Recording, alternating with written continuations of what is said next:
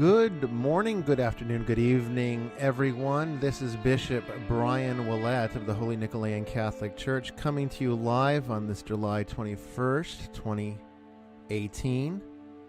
From the foothills of the Appalachian Mountains, I am here with Sister Mary Joan and my co-host Joy Keeling. And we've got a great show for you today. We will be finishing up the discussion we didn't have time for last week on abortion. And then we'll be taking some new questions from Twitter over the past week. Questions about what heaven is like, whether or not it's okay to be a Freemason and still remain in communion with the Roman Catholic Church, as well as other questions that might come in the chat room. So by all means, go ahead and log in on Spreaker now and get your questions logged. You don't want to miss this one. Stay tuned.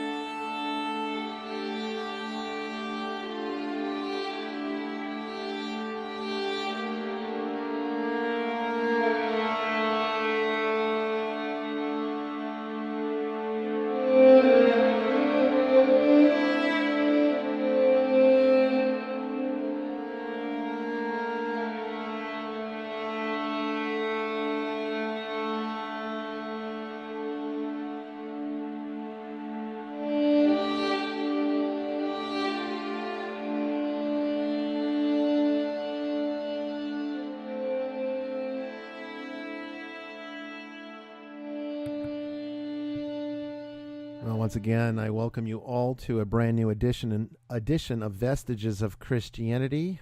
I am Bishop Brian Willett with co-host Joy Keeling. And before we get started here in today's many topics, I'd like to really just mention to all of you that Vestiges of Christianity is one of the primary outreach ministries of the Holy Nicholean Catholic Church. In fact, it was the first one, and the reason for which the church was created, which was as a teaching ministry, to bring humanity back to Christianity's original intention, its original purpose that sometimes denominationally gets moved around into different directions until it loses focus. And so the Nicholean Catholic tradition was established to bring us back. And this podcast was created to be part of that teaching ministry. And if you find that these shows are useful to you, something that you find great value in, I would ask that you please support it by going to Nicholean.org or esotericcatholic.org. And on the right-hand side, you'll see a little donation button. And please send a donation our way. We receive a lot of one-time donations, but what we really need are monthly financial commitments and pledges. And I don't ask for that a lot because I don't like making, my ministry all about collecting money. But unfortunately, there are bills out there that we have to pay, and nobody lets us do anything for free, because all of the services and vendors that we have to use in order to operate this ministry want to be paid, including this one, the Spreaker platform, something that the church has to pay for. So we ask that you please remember us if you find value in these podcasts. Another quick announcement that I'd like to make is that we have set up, Joy and myself, a brand new podcast, and that is called Vestiges After Dark. It's going to be the evening podcast of this particular production, and that will air for the first time on, let's see here, it will be July 27th at 11 p.m. Eastern Daylight Time. That's July 27th, Friday, July 27th at 11 p.m. Eastern Daylight Time. Brand new show, brand new format. It will still be Joy and myself, but instead of talking about theology and religion, Vestiges After Dark will focus more on the paranormal and the metaphysical, the esoteric, and some of those subjects that really are not appropriate for a daytime church podcast. We get a lot of questions from all of you, and I'm well known, of course, in the paranormal field because of my appearances on Ghost Adventures and whatnot. And you naturally want to hear more about that side of my work. And even though it is closely related to the church, there's elements of it, and even myself being not just a Catholic bishop, but an esotericist and a metaphysician, there's sometimes the need to talk about subject matter that doesn't necessarily have to correlate back to church tradition or theology. And so we'll keep Vestiges of Christianity active as long as there's interest in it, and we'll look at the ratings closely. But I wanted to have another vehicle through which we can communicate other ideas, and that's what Vestiges After Dark is about. So we hope that you tune into that one. Starting next week, we'll probably do one every other week. So there'll be a Vestiges of Christianity this week. Next week, it'll be Vestiges After Dark. Excuse me. And then the following week, we'll go back to Vestiges of Christianity, and so on and so forth. But that's just what I wanted you guys to know. Let's go ahead now and bring Joy into the show. Joy, how are you doing today? I'm doing great today.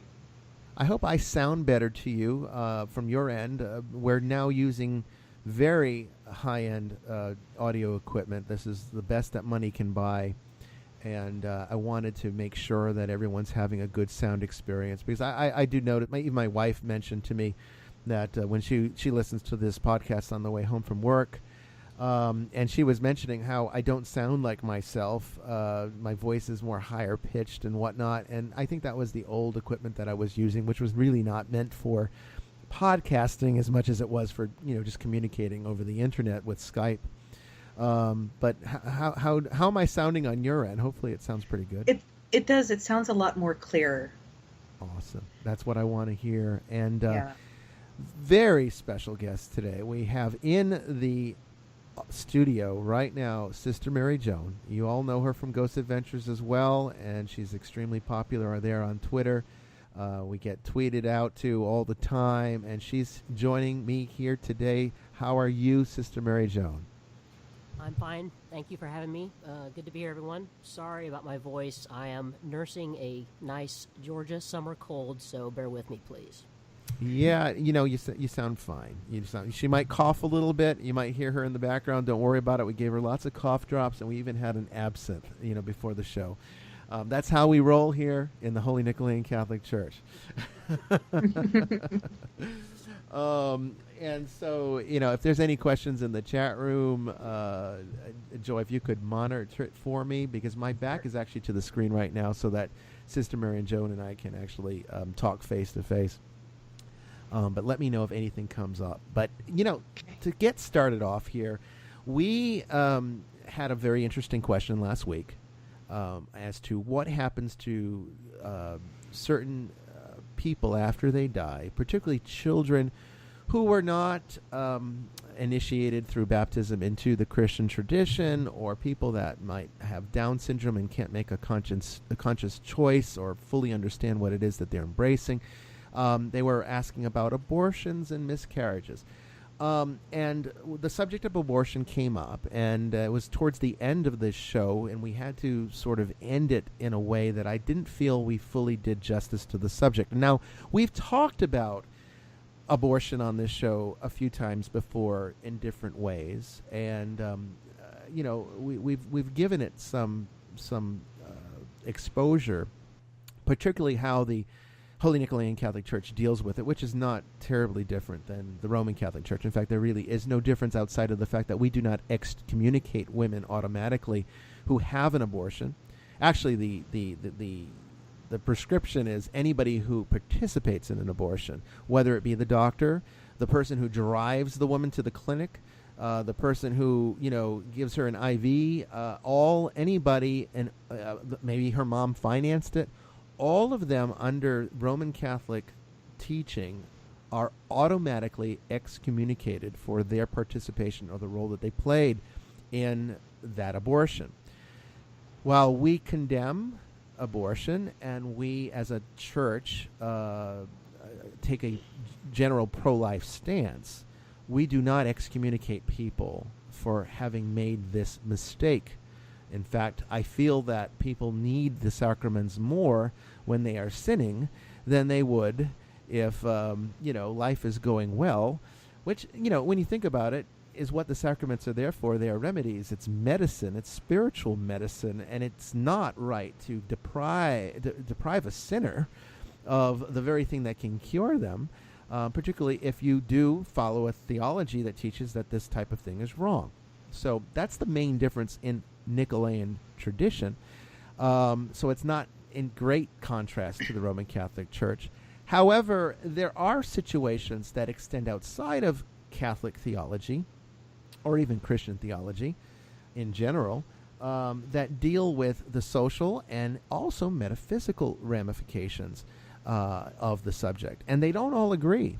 And there are, as you pointed out, and I thought it was a very brilliant commentary, that when that question came in, I was thinking in a very one-track-minded way of that a person who's using abortion as a type of birth control, where they had a sexual indiscretion and now they are utilizing abortion because they don't want to have to deal with the consequences of that, and they don't want the baby. And so what would happen to that baby's soul? Well, we already mentioned last week that limbo is the most likely metaphysical consequence of it. Now, the Roman Catholic Church takes a different stance on it today as it did back then. Now they are more emphasizing God's mercy. And so the Roman Catholic Church today most likely would say that we don't know exactly what happens to a baby who's been aborted, but we want to believe that Christ in his infinite mercy would rescue them from any eternal consequences, and that there would be some kind of perhaps baptism by blood in the lack of virtue of the surgical act of abortion. But you mentioned something that was not where my mind was, and that was that there are people that have abortions that actually wanted their kids, and that would be a situation like where there is a woman who is having a problematic pregnancy that has now not only put her life at risk, but the baby is certain to die. Mm-hmm. And if the baby is not removed, then the mother will die too. And that does happen. In fact, abortion was initially established as a pervasive medical procedure to help in those types of situations. Now, the church takes a no-tolerance stance on this. Not so much the Nicholean Catholic Church, although, like I said, we take a very general pro-life stance, which I guess puts us into that category by default. The Roman Catholic Church is more vocal and political about it. We don't try to, Nicholean Church doesn't get into politics. We try to avoid that as much as possible. But the Roman Catholic Church, obviously likes to engage that. And they do with great enthusiasm. But they are very black and white about it. There is no justification whatsoever, be it rape, be it a problematic pregnancy, the woman's natural miscarriage faculties are not working, because let's face it, whether if you want to get into the whole idea of life beginning at conception, well, then you have to deal with the scientific reality of the fact that more than half of zygotes die even in normal pregnancies. So you're dealing with already a very high mortality rate. If souls are infused to zygotes, as the church teaches, well, we're losing a great number of them just by natural cause. Yeah, most of them don't even attach to the uterine lining wall, the ones that are lost. Most of the ones that are lost are actually just flushed on out when the person has their cycle. Right. Of course, there are cases uh, because of the political stances on abortion and how against abortion many people have become. I knew someone who was pregnant and then the baby died, and they said, well, it'll just pass on its own. And after about a month, it still had not passed, and she could smell the rotting flesh. Oh, and so man. she went back and told them, look, you didn't want to perform an abortion on a dead baby because you thought I would pass this on its own, on my own, and I didn't. Yeah. So, I mean, it's this aversion to it that it's not providing. There's a lot of people out there who aren't getting them, who want them. Like I heard a case of a 12-year-old who had been raped, and basically if she gave birth, it was going to break her body and she would not survive. And more than likely the child wouldn't either. And she couldn't get an abortion because she even went to 2 different states, and each of them, because of their rules, they had to turn her away. And the reason why abortion became legal in the first place was actually, I believe it was actually it was Catholic nuns that were trying to save the girls who were dying of back alley abortions. And it was situations like this 12-year-old girl, or even situations of domestic abuse. And people just wanted to paint these people who were struggling in this light of, oh, well, they're just sociopaths that want to murder babies. And it really dismissed the struggle that each and every woman who makes a decision like that has to make. I know a woman who's an abortion nurse because she knew somebody who went through all of that and was so rejected by her family and friends that she didn't want to be part of that rejection. And so that's why she decided to help instead of hinder, because it was so much pain for her friend to go through, to be told, well, you obviously don't care. You're obviously using this as some form of birth control. And that really wasn't the case at all. There are people who, are victims of domestic violence who give, that they have to get abortions because if they get pregnant, the partner may kill them. So they feel like they're backed up against the wall. Yeah, and see, the issue here is that I think sometimes religions of the book, and those are, of course, Christianity, Judaism, and Islam, Western religion, has the natural side effect of making all scenarios black and white. So either Yes. things are good and holy, or they're satanic and evil. And life doesn't work in black and white. Of course, life works in the gray. And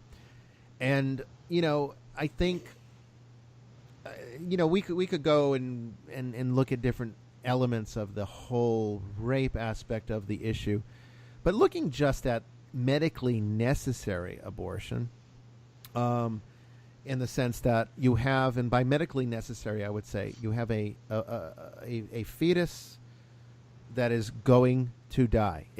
There is no chance of saving that pregnancy, and if the abortion is not performed, then the mother will die too. Now, under the current Roman Catholic teaching, that's just what needs to happen. And I disagree with that on the basis that, not saying that abortion necessarily is the answer, because there is also, regardless of where you stand on it, there is still the idea of man intervening in the ending of another life, and sometimes one of the I guess the slippery moral slopes that the Roman Catholic Church wishes to avoid in this is that it comes very close to euthanasia, in the sense that when do we decide that a life is no longer valuable or viable? Is it excuse me, is it okay when you're terminally ill to say, you know what, I don't want to go through the pain of dying. I am going to be dead in a month anyway. I'd rather die peacefully now, so let me go and euthanize myself. Let me go through, or right to die. There's different, euthanasia and right to die are kind of different issues, really, but it is also a thing that the church condemns. And they don't want to get into that slippery slope of deciding who lives and who dies, and man being in charge of that. So I can see kind of where there would be an issue with rape. But like you pointed out,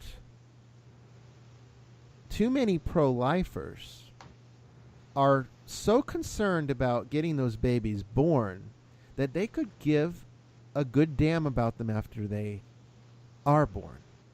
And now there's no resources or services that are sufficient to handle all of these unwanted children.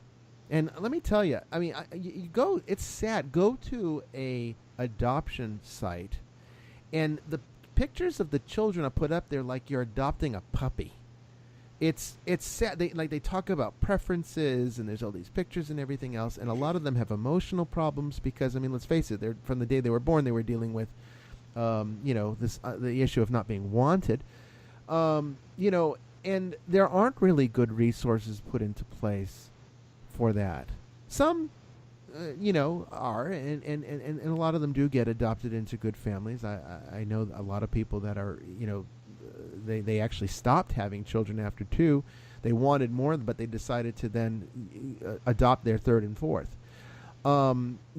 And so there's definitely a means out there for this, but are the services adequate? I don't think so. No. And I used to work for the Tennessee Department of Children's Services. There is a serious lack of parents for these children. And you're right. It is just, here's a list of preferences and a picture. And, you pick your kid like you pick your tender date. It's ridiculous. Yeah. It's sad. And I mean, there's really no other way to do it, though. When you think about it, what it comes down to is that we are creatures of preference. And, you would think that if you were truly just adopting a child, you'd take any age, any look, any gender, any race, and not care. But that's not how this works. I mean, people will go, they'll pick. They want they want a specific type, almost like a breed of dog. It's sad.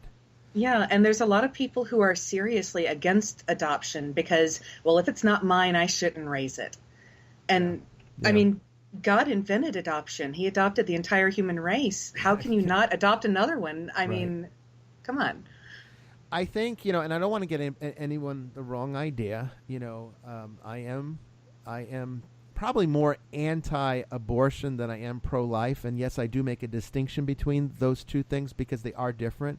Pro-life and pro-choice are political designations. Anti-abortion and pro-abortion are moral designations. I can see that this is really a religious problem more than a political one.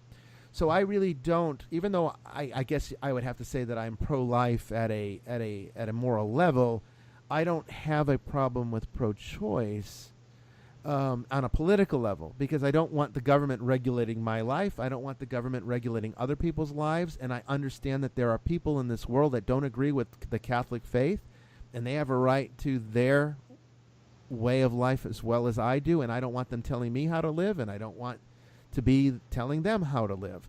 So, from just a political, social point of view, I see the value in pro-choice as a political statement. But, I am very firmly against abortion, and that's more on moral grounds, and it actually has very little to do with Catholic theology and everything to do with my work in the paranormal and just our experiences with those trapped in limbo. And, there is definitely a correlation between abortion and lost souls. And, you might say, well, why doesn't this benevolent God do something about that? Well, that's probably a subject for its own episode where we would have to get into the nature of God's involvement in our life and why things sometimes don't go the way we think they should, and how a God can still be benevolent but yet at the same time not seem so on a pragmatic level.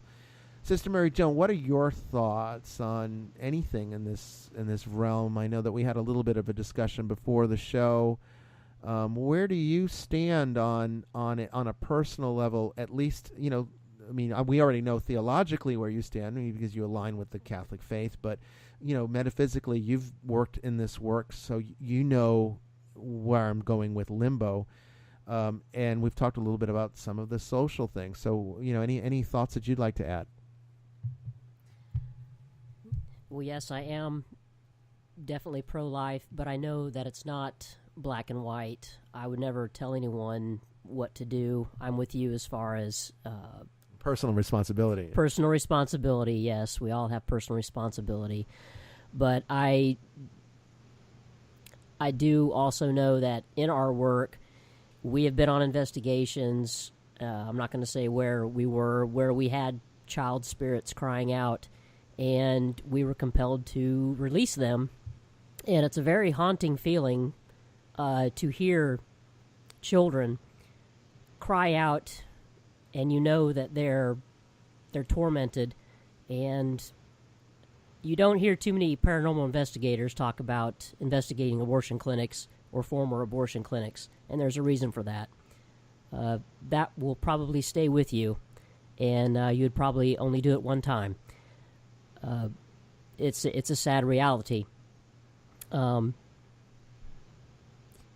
It stays with you, and it's these souls are tormented. There's no doubt about it. Now there are medical reasons. I understand that, but there are also selfish reasons, and that's the problem I have with it. Yeah, it is difficult because, again, it gets back to the idea that these issues are not always so black and white. We can make it a moral problem and say, this is it. No tolerance. But it kind of gets sometimes into the category of like these schools where they implemented these no drug tolerance policies where kids had Tylenol on them and they were expelled because it was no tolerance. And it can get to a point where you get so black and white and so lost in the fabric of your ideology that now it becomes a monster instead of a source of discussion. Yes, like when you start expelling children for playing cowboys and Indians. Yeah. I knew somebody who their child was sent home for doing finger guns. Pointing with their thumb up, just finger guns. That's exactly what I'm talking about, Joy. Yeah. We've had that happen here in Georgia, and it's absolutely ridiculous. There's never black and white. There's always shades of gray. So while I have a certain stance on it, I understand while sometimes it is necessary. Yeah, and that's one of the things that I have been seeing, not just when it comes to pro-life, pro-choice arguments. It's also just pervasive in every aspect of society at this point around the world. These black and white mentalities, it's really more of a shortcut. Like, hey, when I encounter this type of situation, I apply this to it. This is the solution for everything in this category. And so they tend to categorize everything, and it's a kind of shorthand. But then there's the other side poking up and saying, hey, you can't just classify everything as black and white. There are always shades of gray and colors in between. And that seems to be the big argument, is it seems to be like this is some gigantic argument between the archetypes that govern order and mercy.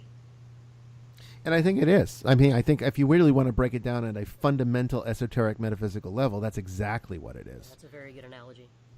I want to say that in the context of abortion, to give perhaps some perspective on the idea of things being too black and white. One of the arguments that I heard a lot in seminary and also working in catechesis as a seminarian in the Roman Catholic Church prior to, my getting involved in the independent sacramental movement like I am now. One of the things that I would hear people say is, how terrible abortion is because you could be aborting the next, Einstein, the guy who cures cancer. And, God could be sending these people here to help further the human race, and now they're being destroyed. My counter, not necessarily counter argument, but my counter position on that is that, but yeah, you could also be aborting the next Adolf Hitler, the next Osama bin Laden. It kind of goes either way, and that's not necessarily a reason to do something. It's not necessarily a reason not to do something, but it's certainly not, it's certainly not a good argument for this. What really needs to happen is people need to sit down and open viable discussion so that people can firmly understand where both sides are coming from. And the church can teach a pro-life stance. The church can teach in an idealistic world. This is the way God wants it. But guess what? We live in a fallen world, and we keep screwing it up, and that's just the way it is. So now how do we deal with our screw-ups? How best to deal with our screw-ups? And sometimes living in this world, we have to choose between the lesser of several evils. Sometimes there is no good choice. Sometimes there is no holy choice.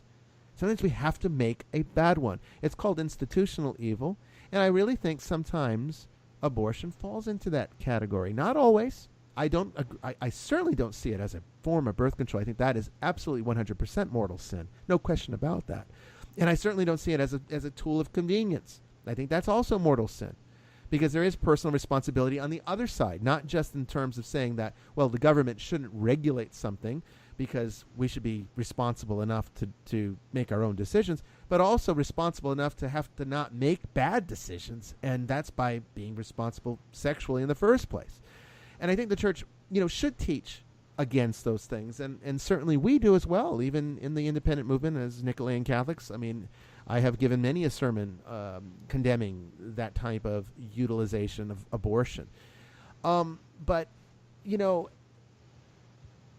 I don't necessarily think that the same scenario applies when you have a mother of perhaps 5 kids. Well, let's make her a real good Catholic, right? No birth control, so she's got maybe 6 or 7 kids, and now she has a complicated pregnancy on her. She's working on her 8th, let's say. She has a complicated pregnancy, and now she's faced with either the baby or her. Now the church would say you have to yield to the baby. Okay, so if you have to save one, then then the church teaches that you save the baby. Now those other 7 kids are now going to be without their mother, and the church is okay with that. Now you could say there's arguments on both sides of that fence. But now let's make it more complicated. Let's take the same scenario, same person, but instead, now let's talk about what your inclusion was last week, Joy. Let's make it where the baby will not survive. There is no chance. It's alive now, but it will eventually die, and if it dies, it takes the mother with the baby. Yeah. Now, should that family have to lose both mom and baby? Is that right? When the baby's gone anyway, the baby is lost. Nothing can be done. I'm not going to say that's morally right. I'm not going to say that's morally wrong. What I will say is the church must err on the side of life, always, because we are creatures of creation. We are not creatures of destruction. We were made in the image of a creator, not in the image of a destroyer. And that means that we will always defend life and support life and protect life. That's part of our responsibility as Christians. However, that being said, there are certain circumstances where a person should be allowed to use should be allowed to exercise their conscience. Because if you know anything about mortal sin, you know that mortal sin requires conscience. You have to be volitional, and you have to be following your conscience. Okay? If you are not at any point following your conscience, then you are accountable. because then you are not only sinning against God, but you're sinning against your own self, your own internal relationship to the Holy Spirit that dwells within you. But a mom who makes that decision should not be condemned, should not be excommunicated from the sacraments, should not be cut off from her church. That's, I think, a sin of its own. And that's where this open discussion needs to come from. We're not going to solve the issue of abortion today. There's no way to do that. No. But what we can do is perhaps show that people from different sides of the political fence can come together. Because I know Sister Mary Joan is very, more conservative than liberal, and perhaps even libertarian in a lot of ways. She believes in personal responsibility. That would be correct. And we know that, Joy, you lean on the liberal side, and I'm kind of a conservative moderate, I guess, if you had to classify me. I'm very moderate. I don't, fully. Well, I'm really not happy with either the Republicans or the Democrats. I think they've all betrayed their original ideologies. And I think it's just now divisiveness for the sake of divisiveness. So I think it's become a broken system. And that's why I've gone off to the Green Party, because I just couldn't deal with the fighting back and forth. It's just mudslinging. Yeah. And it got to be to the point where each side was just taking more fun and delighting in who could get the best dig in. And that's not how I get excited. That's not the thing that motivates me. The thing that motivates me is bringing that mercy into the middle of order, or bringing order to mercy, depending on what the situation needs. Something to help resolve it. Because what's happened, especially, I blame the Facebook algorithms for what has happened to society now, because we've polarized to such an extent that order and mercy are turning in on themselves, where order has become, just this stereotyping machine where everyone is just, okay, you fit in this category and I'm going to hate you because of that. And then you have these people who would be on the side of mercy, but it's turned in on itself, and it's become this nanny state, obsessive nurturing to the point of like a mother hen sitting on her young and suffocating them to death. Yeah. And Facebook created these algorithms so you only saw things that mirrored what you were liking. So you lost your connections to the people who thought differently from you. And one of the things I said this week is if you can't get along with someone, if you can't have a complex relationship with someone who thinks, acts, or looks differently from you, how can you possibly have an intimate connection to an incomprehensible God? I like that. I saw that, and I agree with it. And I think that exhibits a very mature spiritual foundation that you have, because unfortunately that isn't the kind of thing that we are seeing in the world. And I do agree with you on the Facebook algorithms. I think it showed what it did is it created a type of social myopia, where now you only see what you want to see, and whatever you want to believe becomes truth. And that's a different brand of relativism, a very dangerous brand of relativism. It's very emotionally driven, and yes. Yeah. And I think that abortion as a very volatile topic is it's going to lend itself towards that type of polarization and extremism, and now here we are, and the church doesn't help it. So go ahead. And of course, one of the things that I keep telling people, because I lost a lot of conservative friends after that, because I had friends who were on both sides. I tried to keep that going so that we kept talking, because it doesn't have to be like the way it is now, so long as we just keep talking to each other. But if the only people you're talking to are mirroring back the things that you've been saying, then it's just eventually going to not only make it one-sided, but it's going to warp. And I think everyone's opinions, no matter how moderate we think we are, I think we've all floated to some extreme or another without realizing it. I happened to start realizing, hey, wait a minute, I'm really way far on the left now. I wasn't here before. All we have to do is make sure we keep talking. And I stole that from Pink Floyd. There's a song called Keep Talking. And there's a robotic voice that keeps repeating, it doesn't have to be like this.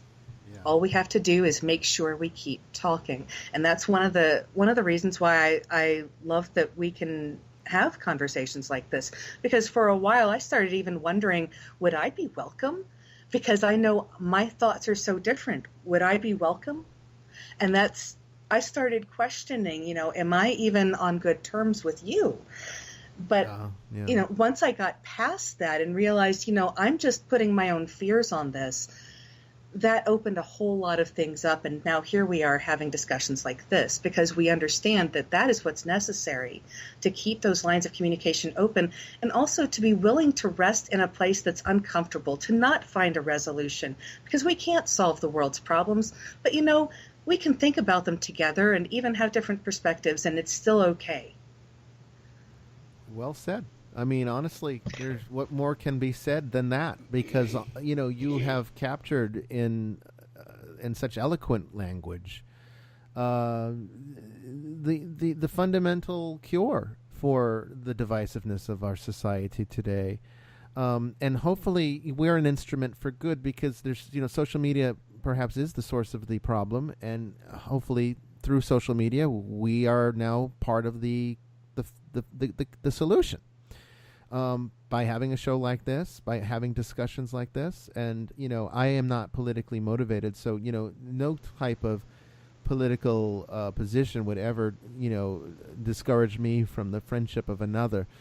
And honestly, I think that that's part of the reason why the church is having some of the challenges it is today, and people falling away, because it has become so idealistic about itself that it becomes an unlivable, unthinkable reality to try to connect with. It becomes so foreign that it's no longer comfortable. Like you said, you were worried about whether or not you would feel welcomed, and everyone wants that. Everyone needs that from their church. I mean, nobody would go to a church if they were feeling unwelcome by everybody that was there. Not that you're always going to be loved by the entire congregation.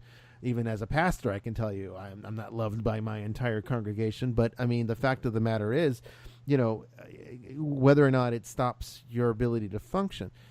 But, being welcome is necessary. And what is the message of excommunication other than to say you're not welcome? Because they try to make it seem theologically that it's a way of punishing a person into righteousness, saying, let me deprive you of the sacrament so that you now feel what you're missing, so that now that you understand the gravity of the sin that you've committed, so that you can lead yourself back to repentance. That's what the Roman Catholic position is on it, and the reason for why they do it. However, I think that that's not what happens. What happens is people just become despondent, isolated, and then they abandon it altogether, and then they lose their salvation along with their baby. And this is why, like I said, Holy Nicholean Catholic Church teaches a pro-life theology, but we don't condemn those that have committed the act, because we don't know what went on in their mind. We don't know what their conscience told them. We don't know their relationship with God, but we do know we are responsible for their salvation. And that means we need to keep their access to the sacraments open, not closed. Yeah, definitely. I know one of the things when I was 3, my mother left my father to be with a woman, and she was kicked out of the church. And it was really, the church that we went to. I mean, I would not be going there now. I don't match up with them ideologically, but as a child, I grew up wondering, if they thought that she needed God more than anything, why did they abandon her? Why did they throw her out? That they threw her out because she was a lesbian. And their response was, you don't belong among us. But if you really think that, if you really firmly believe that deep in your heart, this person needs God more than ever, then why are you throwing them away? Exactly. And it's why I've I welcome everybody into my church. I don't care what your background is. If you are a baptized Christian, whether or not you've adopted a homosexual lifestyle, whether or not you've had an abortion or you've done some other thing that the church says is reprehensible, if you're a baptized Christian, you are in our communion. Just by virtue of that baptism, you are in our communion. We don't require any kind of catechesis or hoops to jump through. We just welcome you. That doesn't mean we welcome the sin, whatever those sins might be, and maybe you don't see them as sins and the church does. Even that is not a barrier to the fact that you still need the sacraments. The church, the Roman Catholic Church, I think, has lost sight of that. They would disagree with me on it. I'm sure they would probably condemn me if any one of them hear me. I mean, I know I was looking through iTunes and looking at past podcasts, and somebody gave me 1 star and called me a Protestant. I don't know. I think I'm more Catholic than most Catholics. I don't know many Protestants that talk about things like purgatory. But it's shocking, because if they don't hear what they want to hear, then they'll find some way to disparage you, to discredit you.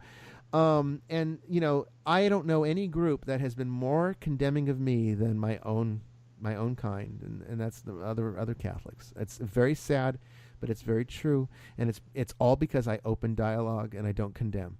They don't like that. They want me to be a condemning, son of a bitch. And I won't do it. I won't comply with that. I feel that, when you look at the gospel message, Christ made it very clear what's sin, what's not sin, but he welcomed everybody regardless of where they stood in that spectrum. And he worked with them, and he just made himself available to them, and then the magic just happens. You don't have to do a lot of work. Let God do it. So, I think the solution to the pro-life, pro-choice abortion problem is to let people follow their conscience. Don't get government involved in religious matters, and make the sacraments available so when people screw up, they've got a way to fix it. That's all I have to say about that. Amen to that. Well, you know what? We got Sister Mary Joan here, and I don't want to spend the entire show on abortion. We do have some questions also that we need to answer from Twitter. But before we get to the questions from Twitter today, Sister Mary Joan, having you here is a special moment, and I'd like to actually have you on more shows in the future, even if you have to call in, because she actually does live 2.5 hours away from the church offices. And that's, quite a commitment to make that trip, I guess it's 2 hours, right? About 2-hour drive. Depending on traffic. Depending on traffic. Yeah. But, what led you to become a part of this ministry? What was the inspiration factor? Because I think a lot of people want to know more about your backstory, and they don't know it because they haven't had an opportunity to know it, and Ghost Adventures doesn't have time to spend on that. So, why don't you share a little bit about what led you to us? Do you want me to start at the beginning? Yeah, why not? Okay. 2012, I had a very serious motorcycle accident. I was hit by a drunk driver on my Harley. Yes, I said Harley, because there's no other bike.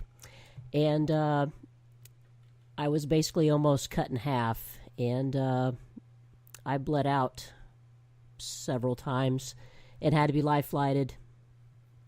Died 3 times from what they tell me. And while I was in a coma and they were working on me, I had a near-death experience. And I may get choked up when I talk about it. That's fine, that's fine. But during the near-death experience, I remember being tormented by, for lack of a better term, creatures that were pulling at me, and I guess you could say a devil-type creature, a boss-type figure, who looked like the typical devil you would see in Dante's Inferno, that were barking orders at them, and they were literally trying to pull me apart. And I just remember trying to invoke Christ, and a lot of you may not know, I'll go ahead and tell you, I am a police officer. I won't say where, but I remember telling them out loud that I was a soldier of St. Michael and you could not have me. And shortly thereafter, I woke up out of a coma and looked into the eyes of my mother, who they had flown in from Illinois during this. It was a 7-day process from the time of the accident. I had all kinds of external fixators on me. My pelvis had been broken in half internally. My leg was broken. My elbow was broken. A lot of internal injuries. The surgeon that put me back together said that I may never walk again, and if I did, it would be probably 6 months before I could even put any pressure on my leg. I defiantly told him I'd be back to work in 6 months, not knowing how extensive my injuries were. But short story long, I was back to work in 6 months, and I couldn't work the road anymore, but they found a spot for me in a different position. But I began to try and figure out why that happened to me, and the chaplains at work and a few other ministers couldn't give me the answers I was looking for. A lot of people said it was the drugs I was on and that I was hallucinating, but I know the difference between hallucinations and what I experienced. And what I experienced was very real. And it took me a couple of years to try and figure things out. And then I had been to the Order of Exorcists website a couple of times, actually, and it just played around with looking into it, and noticed that they had a branch in Atlanta and that they were recruiting people. And I almost sent them an email in 2015. And I'd always been interested in the paranormal anyway, but I never really pulled the trigger on joining a group. I'd watched Ghost Adventures since the beginning and several other shows and whatnot, and had watched for years, kind of taking notes. I've read up on all kinds of different genres, all the unexplained, been a Bigfoot hunter, all of the unexplained stuff, cryptozoology, all that stuff. I'd been into it since I was a little girl, but kind of kept to myself for a little bit. And then in 2016, I had my angel cards read from a good friend of mine who is a sensitive, and she had basically told me that God had been telling me what I needed to do, and I was ignoring him, and that I needed to pay attention. And it just kind of clicked. And so I went ahead and I sent an email to the Order of Exorcists, and Shannon, who you all met last week, called me, and we set up a meeting, and I came to the meeting, and I think I sat in there for like over 2 hours. And it went so well that I basically joined them right away. And I joined as kind of an investigator because of my experience. I'd had, at the time, 22 years of police experience as an investigator. Anti-terrorism, fugitives, narcotics, you name it. I did all the sexy stuff before I got hurt. So I had plenty of experience in investigations, and I initially joined to help debunk, some of the investigations that came in, to try and, weed out good investigations from the bad. And ended up going on my first investigation thinking I was going to debunk a bunch of stuff. And because I was a believer, but also a skeptical believer. First investigation, I got my butt handed to me. And let's just say not even 6 months later, I joined the church, and I converted from being a Protestant to a Catholic. And then became a nun. And then became a warrior nun. A warrior nun. A warrior nun. So the rest is history. So it's definitely, I believe that God saved me for this purpose. I can no longer fight the two-legged evil, so now I'm fighting the non-corporeal evil. So it was definitely a fit for me. And, it was funny because from my end of that conversation, I just remember telling Shannon, I don't know how and I don't know when, but you need to get me a cop, because we need a law enforcement professional in this work, and because there is so much about it that requires good investigative skills, critical thinking, things that are very naturally taught to people that align to that law enforcement archetype. They are, as you know, dealing with evil on a very tangible level, which is no less authentic of an evil than, the more spiritual kind that we would see in this work. So, really fighting it is not terribly different. You're still trying to find culprits who are hiding from you. Mm-hmm. They are committing, spiritual crimes instead of, legal crimes, but crimes nonetheless. There's sometimes sexual assault is a big characteristic of demonic attack. Very much so. So there's a lot in law enforcement that correlates almost perfectly. And I thought, we really need that. Not to mention also that back at the time, we don't do it anymore, but at the time we were doing house calls, cold turkey, just not knowing what we were going into, not knowing who we were dealing with. We would meet clients for the first time on their home territory, and fortunately, nothing ever came of that. That was negative, but there were concerns. We did receive reports that there might have been people that were involved in Satanism that were luring groups like us to their house, complaining about spiritual problems, and then actually getting them into a closed environment and assaulting them. These risks are definitely very real in this, just the physical risks. So again, having somebody that has that type of insight into the human mind and having a sort of a sixth sense for a person who does not mean well is an asset. The street smarts have definitely come into play a few times, and I've definitely found that since my near-death experience, I've seemed to have picked up a little bit of a, I guess you could call it a gift. It would appear through several investigations, it would appear that negative spirits do not like me at all. They tend to try to run from me. And Bishop, you can elaborate if you can. It would appear that they absolutely do not want anything to do with me, and people that have negative attachments, they feel uncomfortable around me. So it would appear that I've picked up a little bit of something since coming back, because I did flatline 3 times, so I did cross over. So I have that little. I picked up a little something over there. Yeah, back. You do. You will. People that do have that type of engagement, and you definitely went a lot further than most, because if you look at the full spectrum of reports of people who have died flatlined in some sense, most of them come back and say that it was nothing. It was like lights out. It felt like a sleep that was without dreaming. Most people report sleep without dreaming. That's how they describe it. That's how it started. It starts that way, correct.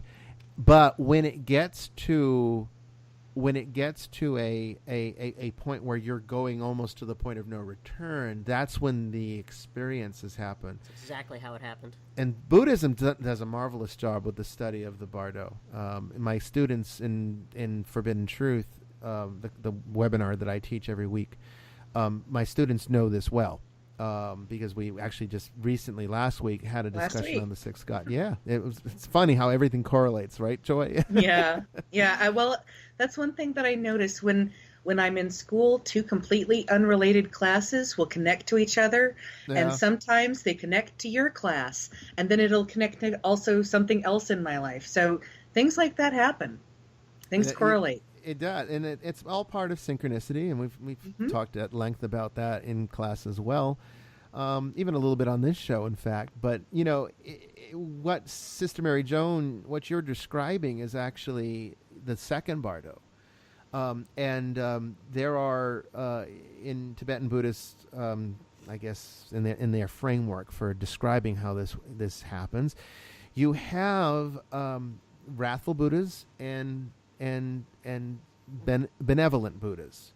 And the benevolent Buddhas help to try to lead you in the right direction towards, in Buddhist terms, a beneficial rebirth. Particularly since if you make it to the second Bardo, chances are that enlightenment is most likely not going to happen. But the wrathful Buddhas just tear you apart. because they're like, there's no ego here, there's no self. We need you to see this, so we're just going to tear you up so that you can see how little you actually exist, how there's no self, which gets us into the Buddhist doctrine of anatta. Now, I have spent a great deal of my career as a syncretist trying to bring or bridge the gap between how Christianity looks at this afterlife condition and how Buddhism looks at it, because I come from both worlds.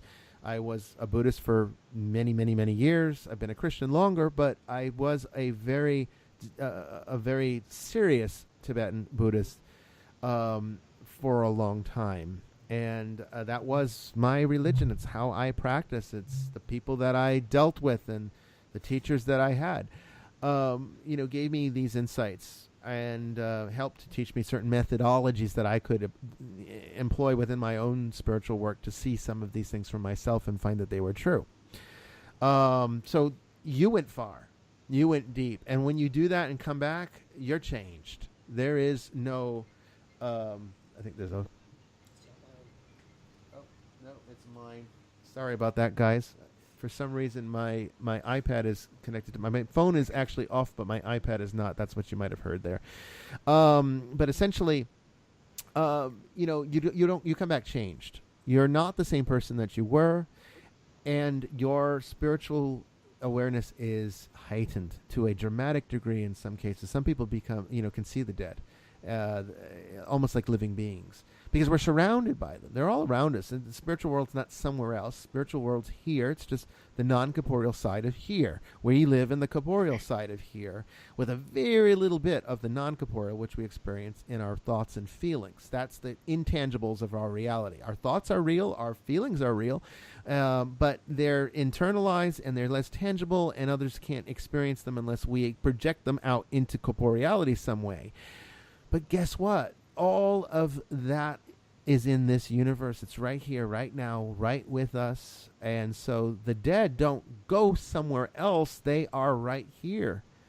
And so when you enter into that realm, you get connected to that realm. And once again, it shows how much of an asset you are to this work, because it's not just a matter of your skills as a law enforcement professional. It's not just your background in shamanic heritage and your Native American spirituality, but it's now that you bring to us this gift that you can't just go out and get. You can't just say, you know what, let me flatline for about 10 minutes so I can get this gift. It doesn't work like that. I've seen that movie.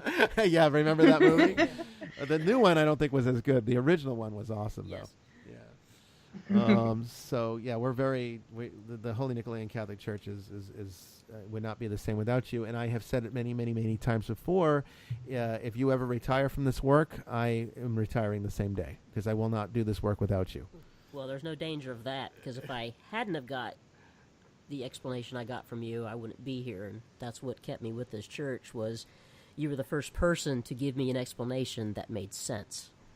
I appreciate that, and that's been my goal, to try to, I guess, communicate these things that a lot of pastors and ministers and priests and bishops and people that should be in a position to discuss these things are just not either capable or knowledgeable enough to do so.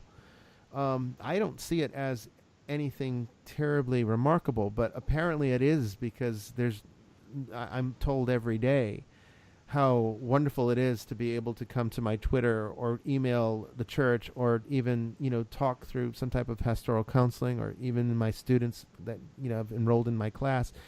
Everyone tells me just how great it is to hear this. And I guess I take it for granted, because I see it as this is the way church is supposed to be.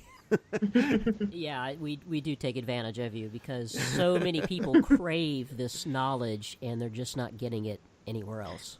Yeah, and that's sad. I've been studying metaphysics and the occult for as long as I've been able to read. I mean, I went page by page through the encyclopedia trying to find anything having to do with mythology, folklore, ghosts, vampires, whatever I could get my hands on. And as I got older, the paranormal became more and more of a thing, and medium stuff. So I've been reading all this stuff, tarot and numerology for most of my life, but it didn't really start coming together and making sense until the class, and you were putting it all together for me. And then it was like, oh, now it's all the tumblers falling into place. I was the same way, Joy. When I was a teenager, I wore out all of those books at the local library back home in Illinois. All of the occult books and zoology or cryptozoology books, they all had my name in the inside of the books. I checked them all out. I'm with you.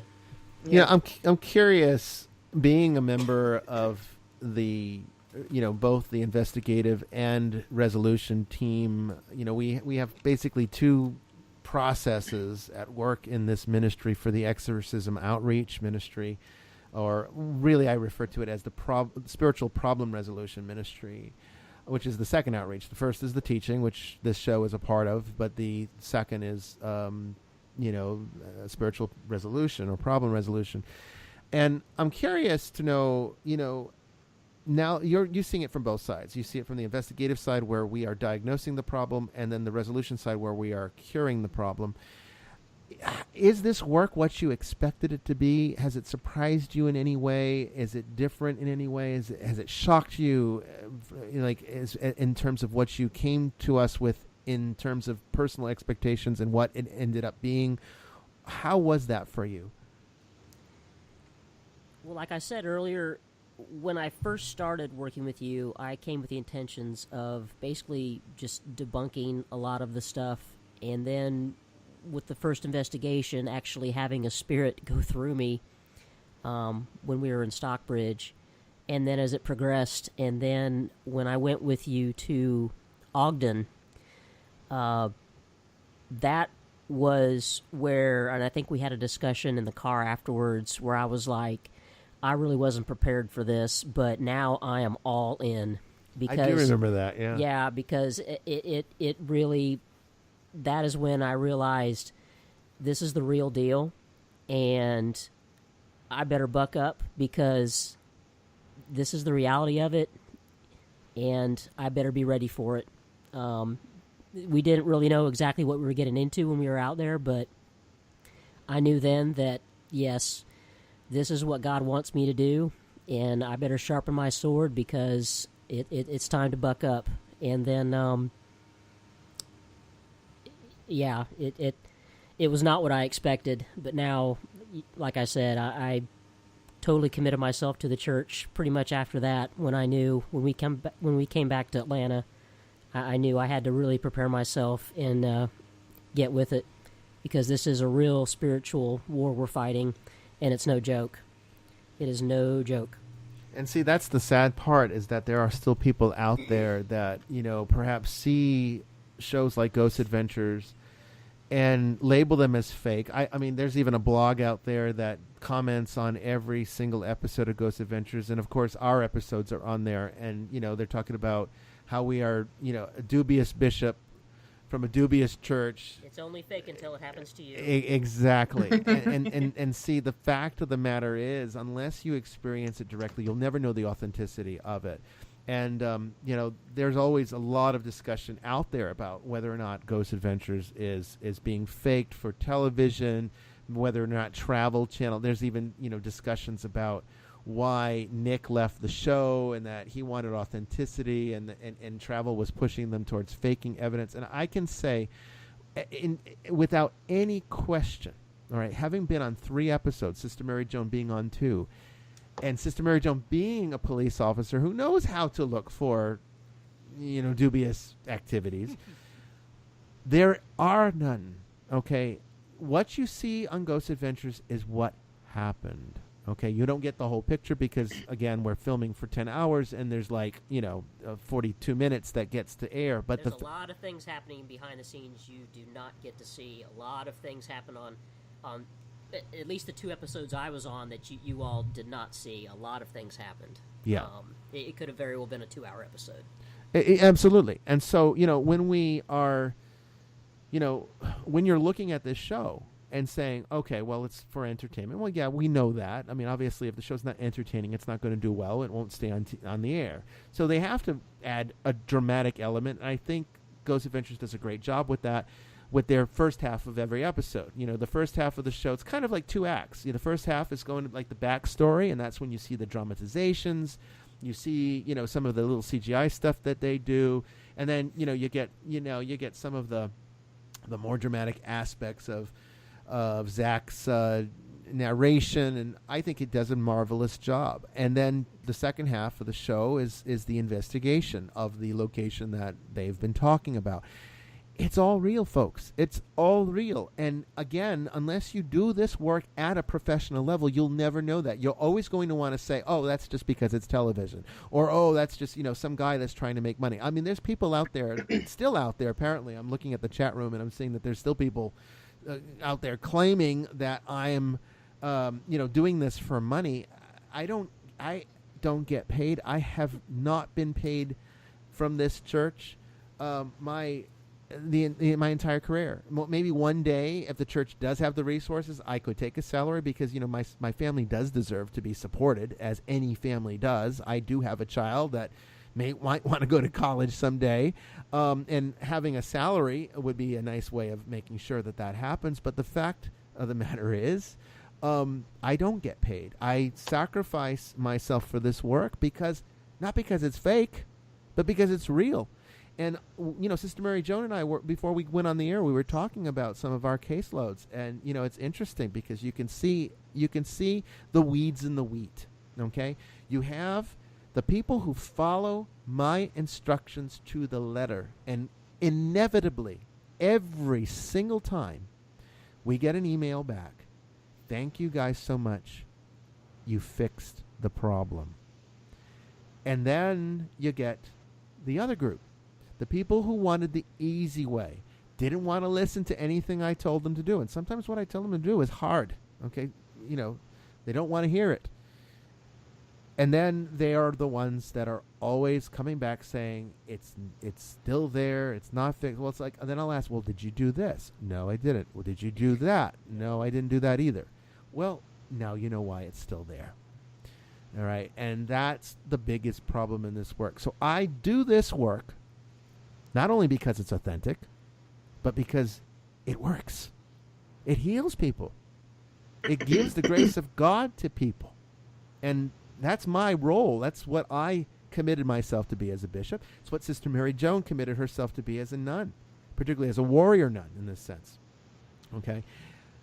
But there's always going to be people who don't want to do the work because they want the exorcist to be Gandalf the Grey coming in with his staff and, saying an incantation, all goes away. I wish it worked like that because, sometimes it would be nice to be able to say, I can definitively heal you because, you don't even have to listen to me. It'll work. Well, it just does not. It's all about relationship, folks. Everything with God is about relationship. If you don't have it, if you don't cultivate it, if you don't work it, you're not going to get much back from him. That's just the way it is. Let's go ahead and take a little brief break so that anyone who's out there can, go and get a glass of water or maybe a trip to the restroom if needed. And we'll be back with Sister Mary Joan in just a moment. We'll be taking questions, not just from the chat room, but also from Twitter. Questions that were asked about heaven, about organ donation, and Freemasonry. When we return in just a couple minutes, don't go away.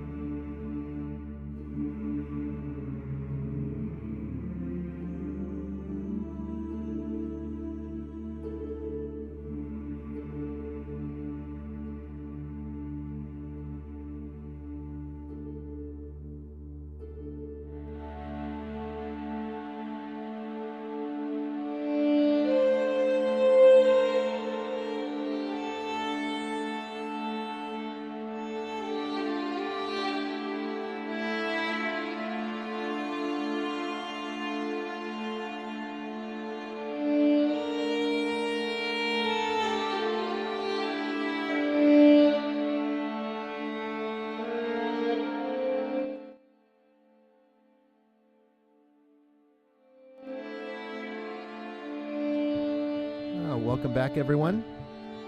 Thank you for staying with us through the break. I am here with my co-host, Joy Keeling, as well as Sister Mary Joan, the Warrior Nun.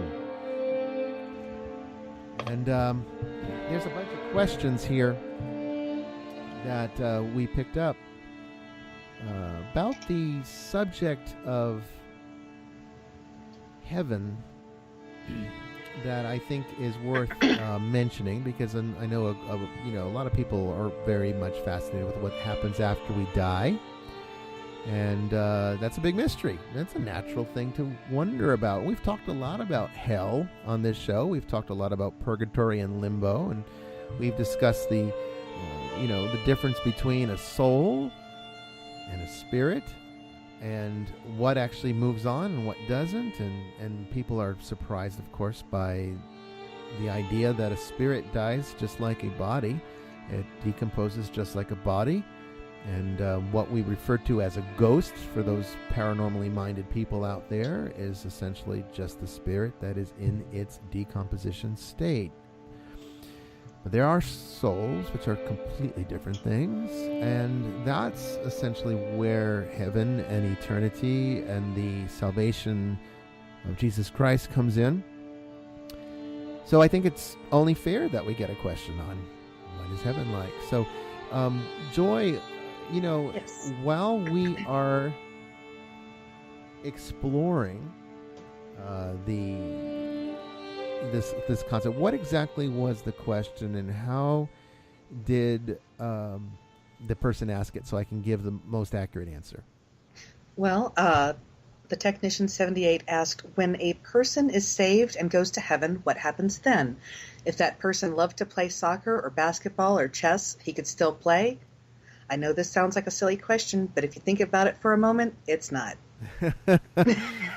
Well, I remember being in when I moved to Florida, I was in Catholic school, and when I moved to Florida, there were no Catholic schools close to where we lived, and the drive would have been over an hour away, and my parents didn't want to do that. I didn't want to do that, so they still wanted me to go to private school, so they found a private school that was close, and it was a Tabernacle Baptist school. Now, I had no experience at all with the Baptist denomination, and I thought it would be, well, it's just another type of Catholic. I was, of course, quite ignorant, because we didn't really go to church, and the town that I grew up in was all Catholic, so we didn't have a lot of exposure from other denominations. And so here I am in this Baptist school, Tabernacle Baptist no less, which is a lot more extreme than perhaps your Southern Baptist variety or First Baptist Church variety. And I got into a discussion with a student there about heaven, and I was shocked that he truly believed that heaven was like some kind of physical paradise where he could walk through the woods and touch the animals, and the animals aren't afraid of him. And I was really quite taken back by that, because as a Roman Catholic, again, albeit a loose one, I was still taught the theology, being in Catholic school, still taught, and Catholics don't really see heaven as a physical reality. Catholics tend to see it as more of a spiritual thing that's sort of beyond our understanding, and it is, I mean, that is a very good way of looking at it, because to try to explain heaven in terms that the human mind can comprehend, you almost have to resort to metaphor, because there are no correlations. There's nothing that man has experienced that can relate to what God has prepared for them. That's very biblical right there. So, how do we answer this question? And the best way to do it is to try to go into it from a now, how can we say this? Let's look at it from first the point of theoretical physics, and maybe a little bit of quantum mechanics if we have time. But honestly, we have to remember that one of the theological truisms of heaven is that we're talking about eternal life. So, from a scientific point of view, this is a condition that we would refer to as ectropy. It's sort of like anti-entropy, all right? So it's the opposite of of things going from form to increasing states of disorder, this would be going from increasing states of, or I should say, diminishing states of disorder into states of eternal perfection. And that's very closely related to how people see heaven theologically. First of all, we know that we refer to it as eternal life, the kingdom of heaven. So it's a perfection under God, where there is no disobedience to God because everybody is in perfect alignment with God's will. And how do we ever get to that kind of state? Well, it would have to be sort of God-like, right? To enter into the beatific vision would mean that there would have to be some kind of unity, and we can look at Eastern Orthodox theology to get a little bit of a perspective on that with their concept of divinization. Okay, the idea that God becomes man so that man can become God. It's part of the hesychastic tradition. Okay, and what is really at the heart of that is the idea that God doesn't exist within time. He doesn't really even exist within space. He's sort of part of space, but only part of space through us, in the sense of our connection to having to be part of space in a physical sense. And of course, in the incarnation, which is what the very word means, to become physical in a sense. So he becomes part of time and space in the personhood of Jesus Christ. But God largely transcends this, which means that if we enter into the kingdom of heaven, we would have to largely transcend it too, because how could you exist forever if there's time wearing away at you? So it's sort of, you can infer philosophically the solution and know that somehow when we refer to heaven, it is correct and true to say that heaven is eternity. But if you live in a state of eternity, then that would mean that time and space have no relevance anymore.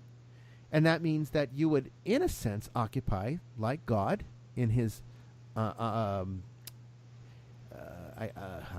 omnipresent properties, exist at all points of time and space simultaneously. So going to heaven is a misnomer, because if you are eligible to make it to heaven, if you are truly saved and will go to heaven, then guess what? You're already there. You'd have to be. Because how could you enter into a timeless condition if you weren't always there? By virtue of being timeless means you occupy all points in space, all points in times simultaneously. So, in a sense, going to heaven is perhaps a better way of looking at it than the way that we do in conventional theology, is to say going to heaven is like awakening and remembering that you're already there. So the first thing that one would see, assuming there is a correlation to vision, and there is obviously experience, as Sister Mary Joan pointed out in her after-death experience. There is experience to be had. There's awareness that's a fundamental property of this universe and beyond this universe. It's part of a divine property of God, you could say. What would we see as soon as we enter into the kingdom of heaven? And I can tell you that what you will see, it's not going to be Jesus coming to you with open arms and saying, hey, welcome, and then all your dead family members coming out and saying, hey, you made it, and then, like this guy in Baptist, high school was talking about the animals come over and they're not afraid of you. That's not what you're going to see. But what you will see, while you're in that state of transitioning from your limited perception as a human being to being now a resident of the kingdom of God for all eternity, is you're going to see you. You're going to see yourself welcoming you home, because you've already been there and you've always been there. And guess what? All of your family members that have died, yes, they'll be there. But guess what? All the ones who haven't died that you leave behind that make it to heaven are already there too. You just have to catch up with the reality. This is kind of alluded to in conventional theology when we talk about how Jesus Christ's cross, the sacrifice of the cross, has defeated Satan. And yet we say, well, how come we're still having to fight evil if Satan's been defeated by the cross? If the cross won the war, why are we still fighting? And the answer to that is very simple. We haven't caught up. Because God's well beyond us and is operating from a timeless state, in which case our awareness isn't quite ready. So going to heaven isn't a journey you take after you die. Going to heaven is a realization that you have. If you're not ready for it, you don't enter that kingdom. When you're ready to accept it, you realize that you were always there and you never left to begin with. That's heaven. Now, whether or not it has soccer, well, I think you could say that the things that provide happiness on earth are mere shadows of the things that provide happiness in heaven. We think we know happiness by the things that we have in life. One of the things I love to do more than anything is play poker. It's my favorite pastime.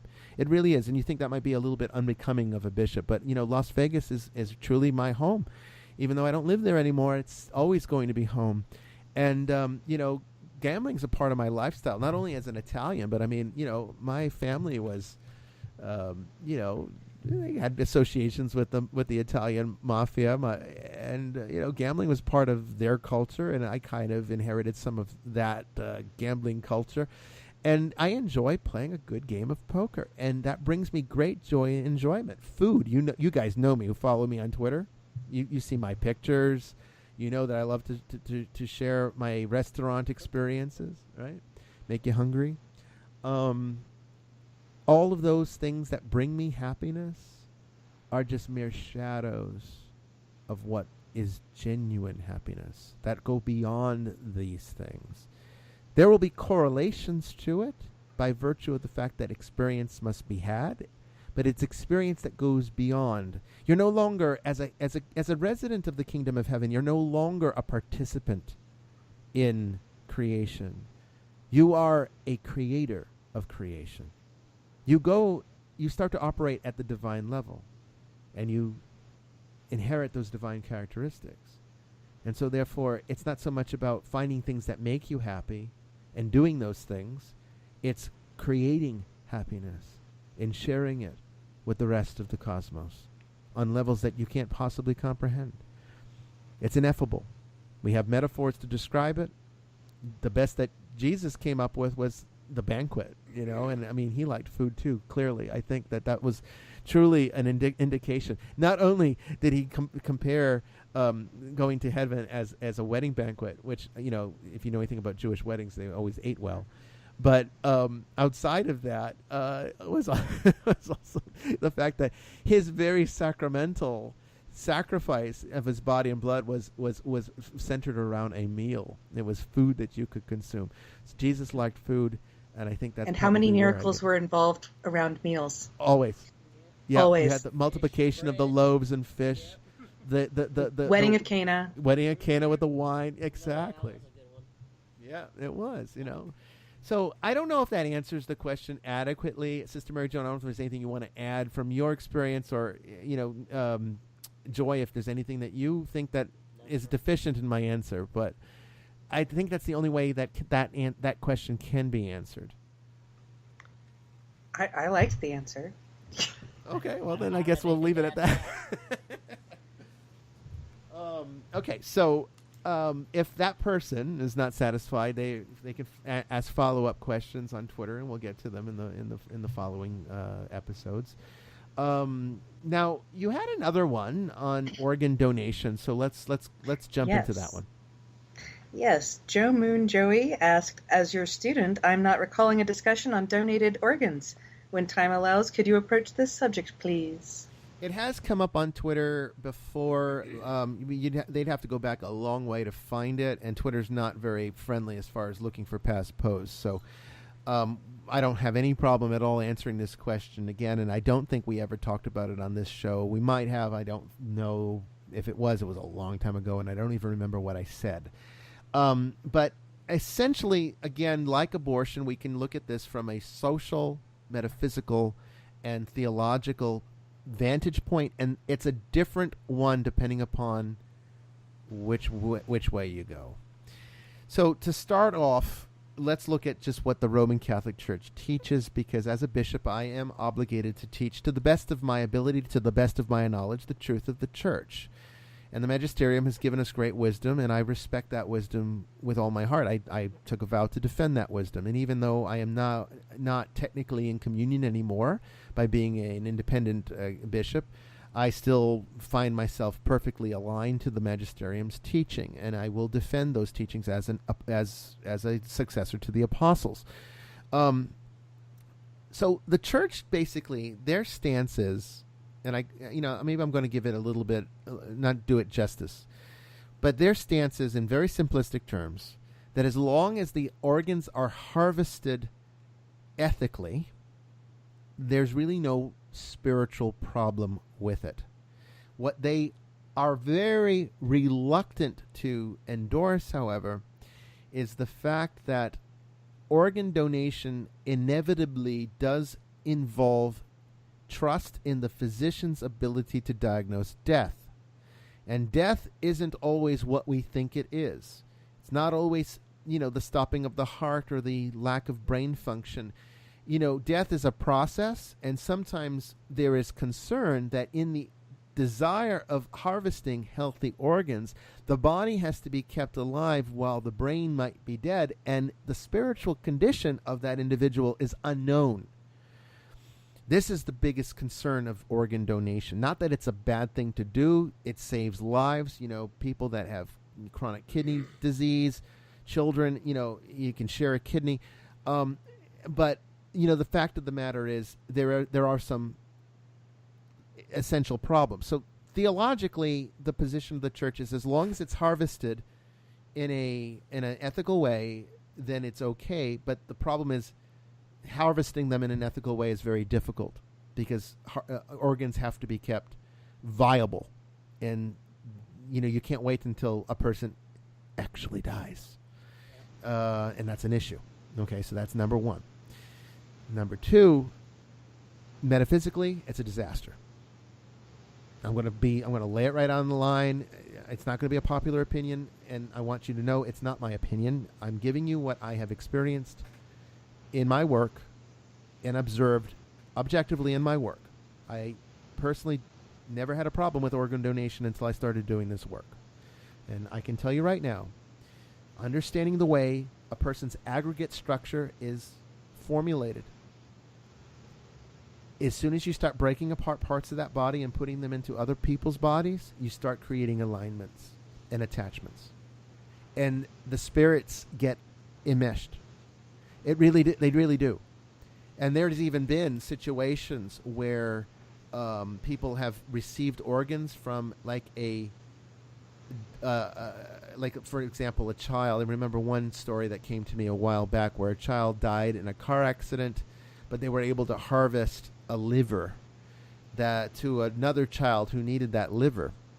And the family of the child that died stayed in contact with the recipient of the organ, and progressively, even the family of the recipient noticed that the child started to act more and more like the child who died, and they never knew each other. That's because of an archetypal enmeshment of the aggregate structure, which is unnatural and spiritually disfavorable, which means that if you inherit the organ of somebody who perhaps wasn't a good person, and there have been, I want to say, I don't remember how many years ago it was, but it was something that a minister brought to my attention of an individual who had received an organ, I think it was a kidney, from a criminal who died in jail, in a high maximum security prison, had committed very violent crimes, and this person received this, and they started to engage in criminal activity, and it's because of archetypal enmeshment. So theologically, as a bishop, I could say that as long as the organs are harvested according to the teaching of the church, which is that you can't kill people for your organs. You can't. It has to be volitionally given, and you have to have a surgeon who knows how to determine when a person has died, at least by the standard of what the church would teach. Which you're getting into very tight parameters at this point. It's okay. But metaphysically, I would always advise against it. I would say if you are dying and in need of an organ transplant, I would say get yourself right with God and accept your fate. If you are a donor, I would say if you must give, perhaps only for family members, where you already have an entanglement with them by virtue of being family. It might be okay to give a kidney to your sister or something like that, particularly since both people can do that. You can give a kidney and not have to die for it. People can live with one kidney. What were you going to say, Joy? I'm sorry. Because one of the things I was thinking of is in order to do that, I mean, a lot of them, it's like within minutes of whenever they declare the death, they have to wheel it off. That's less than the 3 days that it takes for the spirit to separate from the body. So it's still completely enmeshed in that organ. And when the organ moves somewhere else, of course, it's going to result in that enmeshment and possible possession, isn't it? Yeah, well, it would be a type of.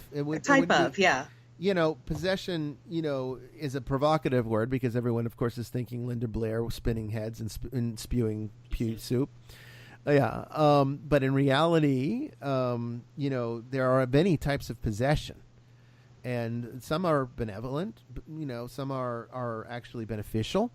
But they're never necessarily desirable because it does involve a fundamental restructuring of the person's aggregate structure. We've talked about aggregate structures before on this show. Perhaps Sister Kateri there in the chat room could go and tell me if you recall which episode that might be, and I'll mention it here. If you don't, that's fine. If you don't remember, or if any of you out there who have listened to all of the shows might remember when I talked about aggregate structures on this show, I can reference it if you let me know in the chat room. Because I don't recall when I talked about it. It might have been the 4 types. I don't know. It wasn't 4 types of demons. It might have been when we talked about afterlife in one of the about a year or two ago.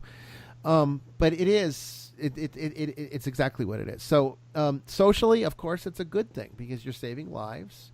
And if a person's going to die anyway, why not put the organs to use? And I can see that from a social vantage point. But metaphysically, just like in abortion, metaphysically, it's the primary reason not to do it is the metaphysical reason.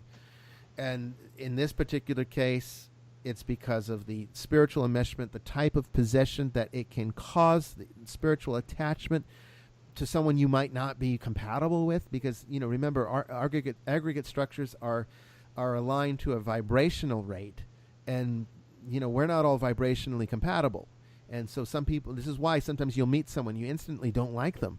And you don't know why. They did nothing to you. There's something about them that you can't stand. So you just sort of stay away from them. Same thing with people that you meet for the first time. It's like almost like love at first sight. You instantly hit it off. Both of those situations are because of vibrational alignments of the aggregate structure. But you change that vibration, you change who you are. Remember, we don't really exist. The Buddhist doctrine of anatta is correct. There is no soul in us.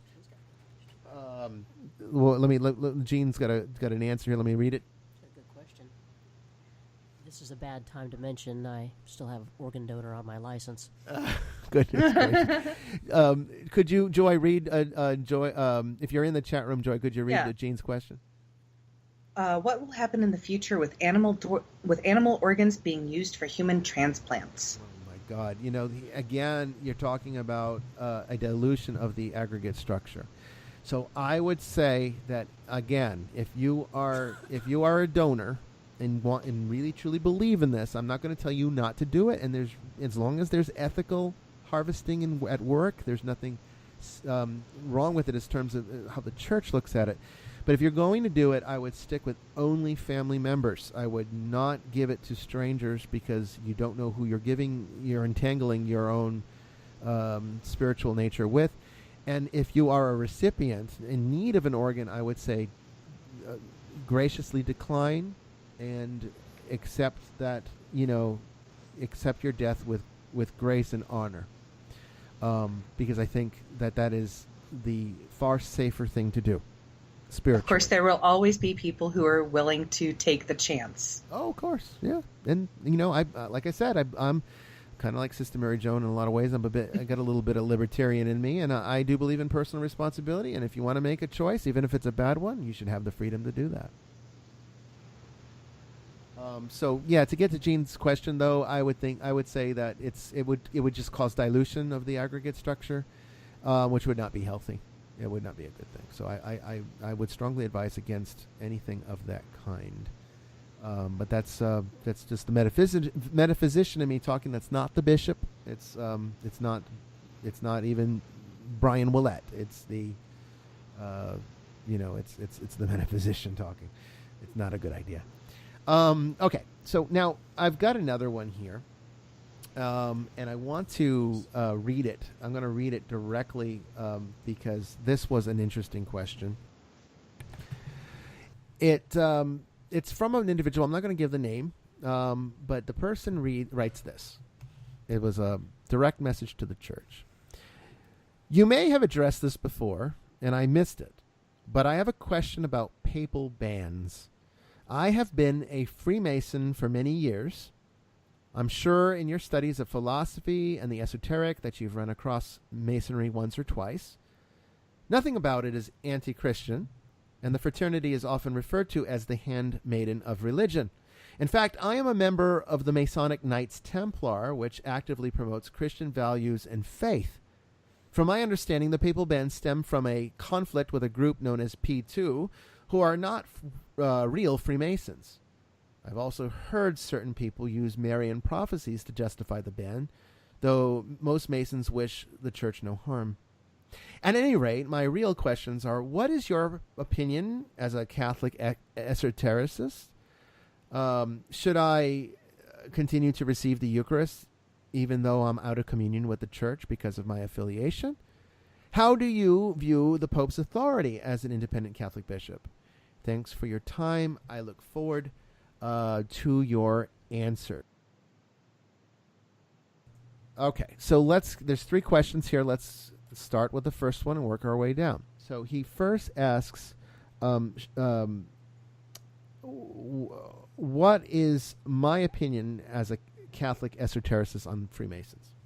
Well, if you read our canons on the FAQ at Nicholean.org, I mean, there's no secret. We are an esoteric Catholic church, which is a little bit different than your conventional variety. And one of our canons is the free exploration of philosophy, which means even philosophies that have been deemed by the magisterium to be incompatible with the Christian faith, which means that we in this church are open to the study of all sorts of areas of spirituality, including paganism, voodoo, tarot, divination, ceremonial magic. I'm not saying that we endorse these practices or even engage in them, but we do study them extensively, and we do not restrict people who are part of our church from studying them or even engaging in them. We feel this is part of the personal relationship with God, and so if there is something in a discipline that is somewhat different from or incompatible with the Roman Catholic faith, then they are free in the Nicholean Church to explore that avenue, as long as it doesn't create a conflict in their conscience, which is the most important part of this. So my personal opinion, which is what the question asks, I have no problem with Freemasons. I've known a few. Some of them I've really liked. Some of them not so much.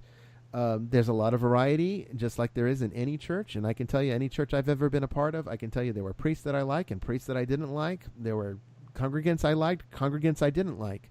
Again, it gets back to vibrational alignment. And sometimes there are just people that are incompatible with you. And, you know what? Agree to disagree and stay away from each other. But I have no problem personally, I have no problem with the Freemasons. The second question, should I continue to receive the Eucharist even though I'm out of communion with the church because of my affiliation?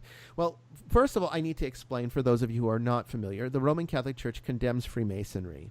The reason for that is because it has seen, going back for several hundred years now, there are certain characteristics of Freemasonry that the Roman Catholic Church sees as incompatible with its faith. Now, while this individual does mention that there is nothing anti-Christian about Masonry, there are things that are anti-Catholic about it. And one of those things is the idea, particularly going back to when the popes first started. I think it was Pope Leo. Let me check to make sure that I'm not... I think it was Pope Leo the Third. Yeah, Pope Louis the 13th was the first one to, I think, really get on the anti-Masonry bandwagon. And correct me if I'm wrong, if anyone out there knows more than I do about that. I don't really follow the history of the popes too closely. But if the main reason that they were against it came out of this idea that there is no salvation outside of the Catholic faith. Now, the Catholic Church has amended that somewhat. Not so much that they teach differently. They still teach this, but now they teach it in a different way. Now they're saying that the church is larger, that the grace of the church is larger than just what is contained within the Roman Catholic Church. And while the Roman Catholic Church is the most perfect expression of our relationship to God, that God can reach people on their own level even in another religion. The church is cautious about how it answers that, and there are people that disagree with it, and people who even say that no, that's not what the church is saying. But yeah, if you read the Catechism, it kind of does. Anyway, it's besides the point, because one of the things that the Roman Catholic Church is against in Freemasonry is that it tends to have it tends to have a naturalistic view on creation, where it tends to try to explain things in natural ways rather than in supernatural ways. And the church doesn't like that. Second thing it doesn't like is that it tends to be a bit relativistic through religiously indifferent in the sense that any denomination, any religion is as good as any other as long as you're practicing one. Some Freemasons might say, no, that's not really true. But, if you read some of the literature, at least what is shared with the public, it does seem to indicate that. And I can see where the church is getting their objection to that. And then lastly, there's a lot of deism in Freemasonry. This idea that there's what is known as the watchmaker God, the God that sort of puts everything into working order and then abandons creation and no longer interacts with it. There's a little bit of that in Freemasonry as well. These are incompatible teachings with the Catholic faith. Now, again, getting back to how I look at religion, as a Nicholean Catholic and a syncretist at that, I have no problem with it. Because I understand that when you're dealing with something as complex as God, you're going to have contradictions at the human level. Our brains can't wrap themselves around the ineffable reality of God. So when we can't make sense of a divine thing, we see it as a contradiction. And we just have to accept that. And, the mystics knew this. Teresa of Avila, John of the Cross, they all knew this. But unfortunately, the magisterium, has to be more black and white by virtue of what it is, as an institution of what it is. And that's fine. But understand, where it comes from. So to answer the question as to whether or not you should receive communion, well, the Roman Catholic Church would say, no, you can't, because you're violating one of its teaching. It sees belonging to a fraternal order as a grave sin, which means it's mortal sin.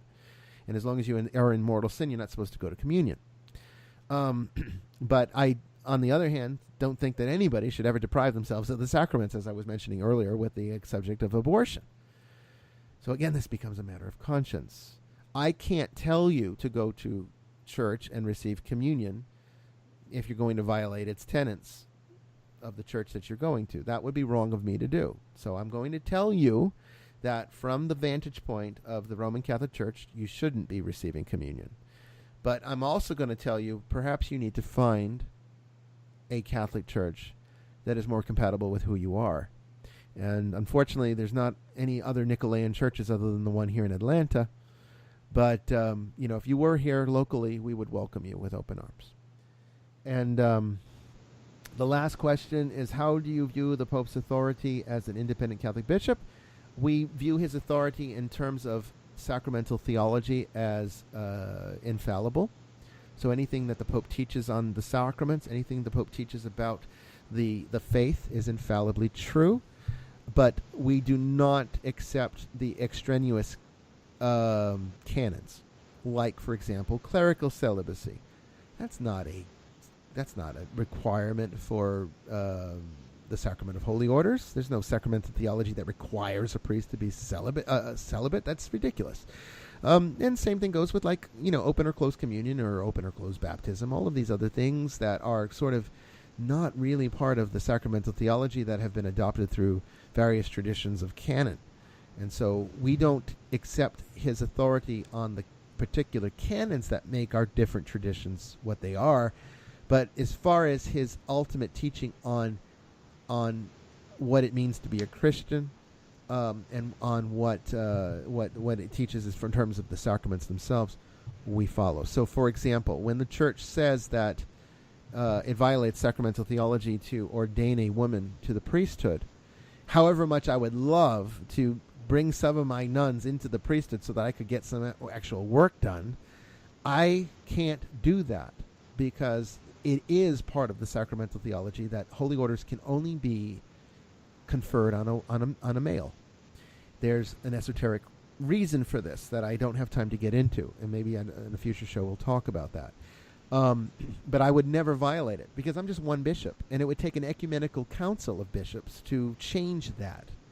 That's not a canon that's arbitrary to the tradition of the Church of Rome. That's a definitive teaching of sacramental theology, and thus we will follow that. Whether we agree with it or like it or not, we do it. So I hope that answers the question. Anything you'd like to add, you guys? I mean, feel free to step in. I know that Joy, you come from the Episcopal tradition where they do have female priesthood. They do. So, and I'm in seminary, and that's what I was studying for. Yeah. What are your? I mean, because you've been in the class, the esoteric reasons behind it, and that they are what they are. And part of the thing is that, as there are two types of priesthoods. There's a sacrificial priesthood, and then there's the priesthood of what I call the priesthood of creation. And women belong to the priesthood of creation, whereas men belong to the sacrificial priesthood. Priesthood of creation is for an ectropic universe, whereas the priesthood of sacrifice is a entropic priesthood. So it stands to reason that a priesthood that's needed in an entropic universe would be a sacrificial priesthood, which means it would be governed by men, versus an ectropic universe where the priesthood would be governed by women.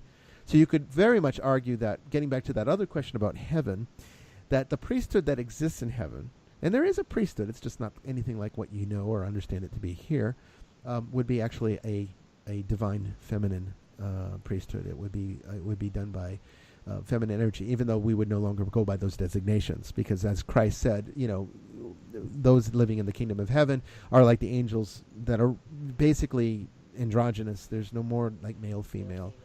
And it's funny, you were talking about the male priesthood being more sacrificial.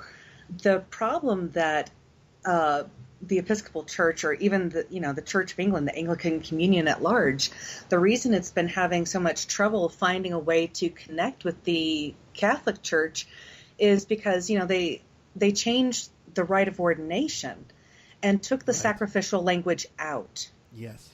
And that was the problem they had, was they were trying to change the archetype. And so the Church of Rome said, no, we don't like this Edwardian ordinal rite because you took the sacrificial language out. And when I read that, it was like, okay, now that makes sense. Yeah. I understand that now. Yeah. And see, this gets into, again, a lot of conversation that happens behind the cloister that never gets out or disseminated to the general populace. So they never really learn these things. And of course, you know, in many cases, even those diocesan priests that just went through a conventional seminary never gain access to this knowledge. Much of what I have learned here is because of my own mentor, who was a Roman Catholic pastor emeritus of a diocese in Philadelphia, who basically taught me everything that I know, trained me in to be a priest and essentially an exorcist, which is kind of ironic since he didn't believe in the devil. You know, but see, again, when you reach a certain level in trying to talk about God, you just sort of accept contradiction. That's par for the cross. The par for the cross. See, that's a Freudian slip. See. Yeah. But you know, the reality of it is that we just have to accept that there's certain truisms that are left for professionals and people that the general populace doesn't really need to know these things. They just need to accept that there are good reasons. You might not know them, you might not understand them, but they're there. And, you know, I will be the first one to step on the bandwagon for female priesthood if there is ever an ecumenical council called to settle the matter. I would be one of the first ones to, not that they would ask me to come, but if they did, I would be one of the first ones to vote in favor of it, because I not only could benefit from it, but I feel that there is some value in it. However, there is an esoteric ramification. I do realize that, and there would need to be some discussion about how to reconcile that esoteric problem, which you know from the class, which again we'd have to talk about it on another show because it's just too complicated to get into. But I would want to, you know, be able to have this. My wife is dead set against it. I mean, Tracy, or I should say Sister Maximilian, since she's now part of the Order of the Seven Archangels, is very, very much against a female priesthood, does not want it, does not want anything to do with it, and is just dead set against it.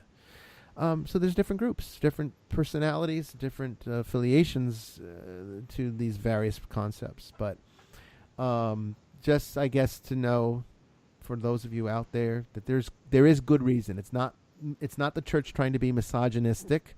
It's not the church, you know, trying to be this patristic model of dominating women.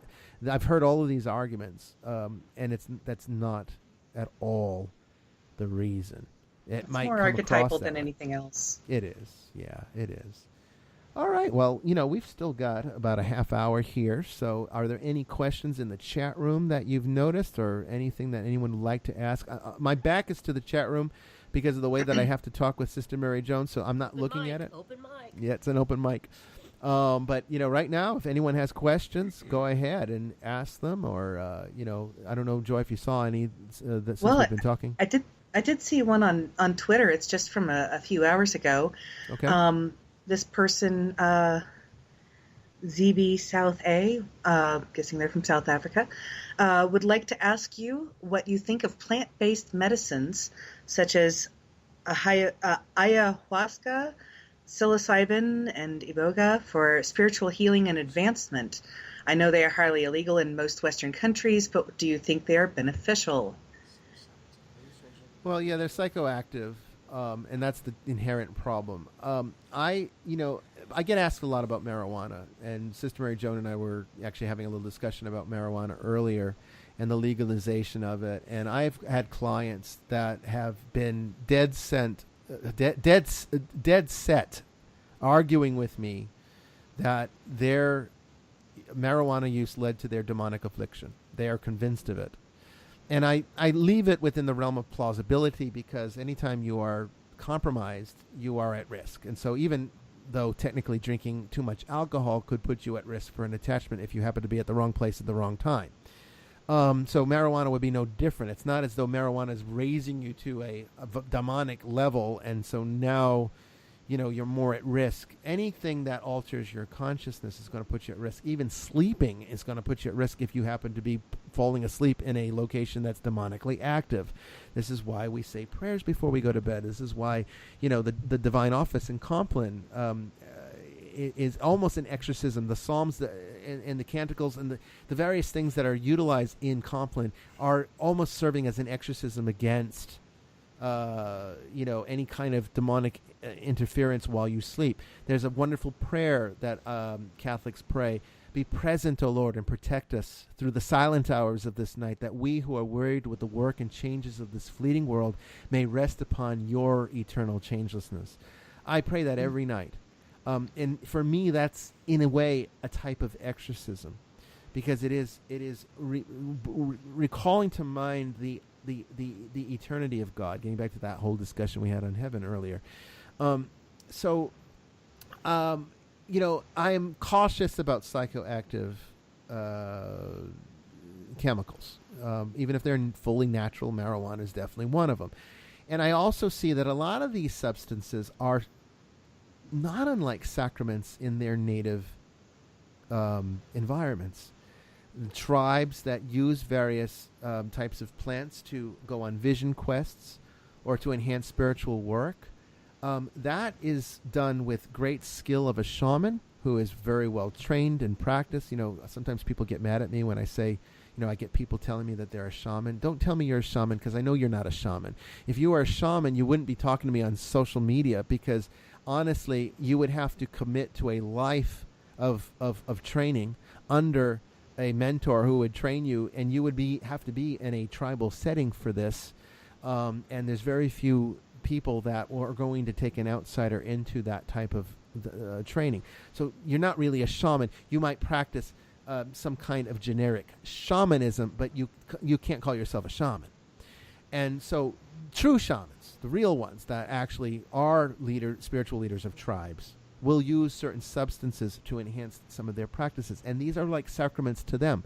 So for me, it's very disrespectful for people to buy marijuana for recreational use, when it would be sort of like the equivalent of taking the blood of Christ that would be preserved and say, you know what, let's go get drunk on it, because it's there, and isn't that kind of cool? Or just imagine if communion hosts had some kind of psychoactive property in them that people would want to try to steal them so that they could get high.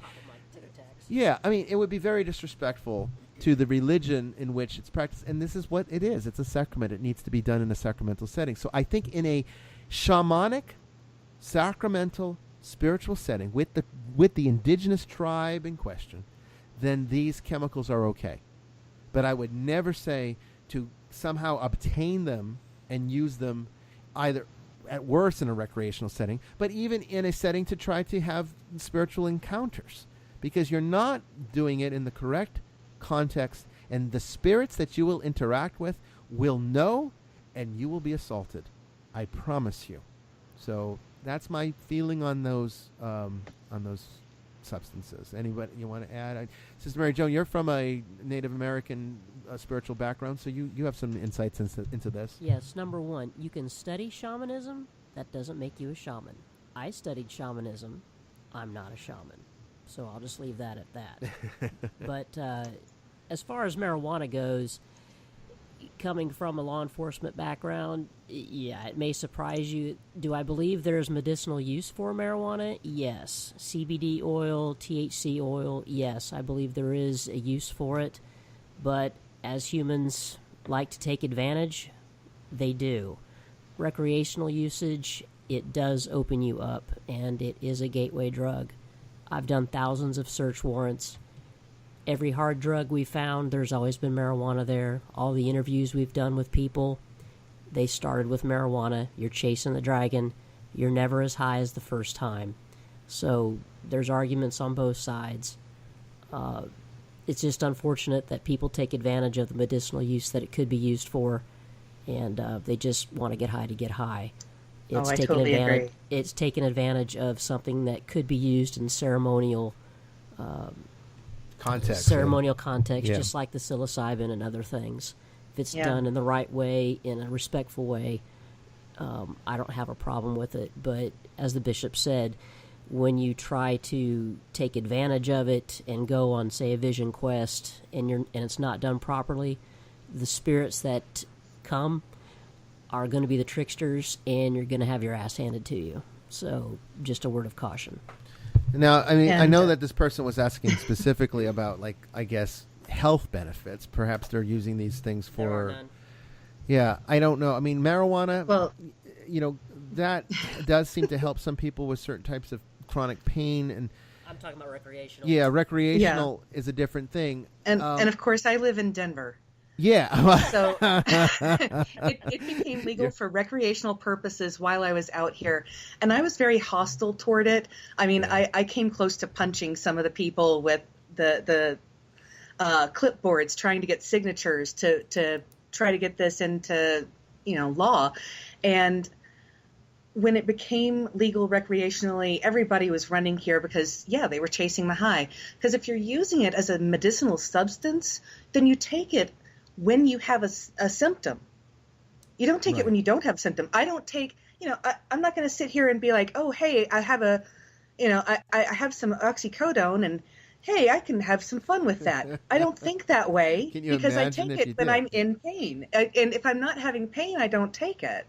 Right. So, I mean, and you're not going to be taking it to prevent the pain from happening. And that's what I think my roommate was doing for a while, was just taking it to prevent something from happening. You wouldn't take 2 Tylenol every 6 hours to stop a headache from occurring. You have to wait until the headache happens. Right. Correct. And so there's a lot of people who are using it. They say they're using it for medicinal purposes, and they're actually using it for recreational. And I think, they get caught in that, and they think that they have to feel that high in order to stop feeling the pain. And that's not even the case. The stuff that addresses pain is CBD, and it mostly, it won't get you high because it doesn't have the THC, which is the psychoactive element. It doesn't have the proper amount of THC to get you right. high. It only has enough to activate it. Yeah. It has just a small amount, like 1 or 2%, just to activate the CBD, and then, that's where the medicinal property comes from. But that's not what people are doing. They say they are. And I run into people all the time. They're like, yeah, well, I have some kind of pain thing. No, you don't. Yeah, trust me. I've almost cut in half. I know what pain is. I deal with nerve pain every day. So, I can understand what pain is. I think ultimately, if it has no culinary use, I don't have much use for it. So, see, alcohol has culinary value. So, that's something that I am very much a proponent of, is like, I think that one should enjoy intoxicating beverages. And I know some people in the chat room were talking about not just my food, but my pictures of drinks. And yes, I do like mixology is a hobby of mine. I like tiki. And it's all about the right ingredients, getting the right kind of rums, and seeing how different flavors come together, particularly that nice, real funky Jamaican rum, pot still rum, I mean, but there's culinary value there. I actually don't drink to get drunk. I haven't been drunk in years, and anytime I have been drunk, it's because I was just not being careful enough. But I drink because I enjoy the taste of what I'm drinking, and if I don't like it, I don't drink it. And like I said, Sister Mary Joan and I had a nice little absinthe before we started this show. And that was a delightful experience. There's wonderful flavor, and all those, the infusion of all those herbs, the bitterness of the wormwood and the wonderful anise. It's a nice experience. The relaxation aspect of it is a nice little benefit. But I'm not doing it for a buzz, and I'm certainly not doing it to get drunk. It's because I like the taste. Marijuana tastes like garbage, it doesn't really have any use in that sense. And the medical properties that it does have, you can take out the psychoactive properties and still benefit from what it's able to do in terms of pain relief. So I don't know. I've always felt if you're trying to have a spiritual experience, meditation gets you a lot further. Mindfulness gets you a lot further. And prayer gets you a lot further. As far as like medical benefits, I think any kind of psychoactive stuff, be very, very careful with, and it should really only be utilized in a genuine shamanic setting with a genuine shaman who has been, tribally trained and is continuing to be a spiritual leader of his particular community. John, yeah, it looks like Daniel's got a question here. We'll go ahead and, if you wouldn't mind, Joy, reading it. What's your thought on tarot card readings? Do you feel you feel doing so will open you up to negative spiritual activity? Well, goodness gracious. If anybody knows me from Forbidden Truth, you know that Yes. I have been an expert in the subject of tarot for more than a quarter of a century, actually going on 30 years now. And I can tell you that the tarot is a very powerful, very, very powerful tool. But just like any powerful tool, there's responsibility that comes with it. And there is also risk. For example, I could get out, I could walk outside, and I could walk to Denver and see you, Joy, if I wanted to. I could.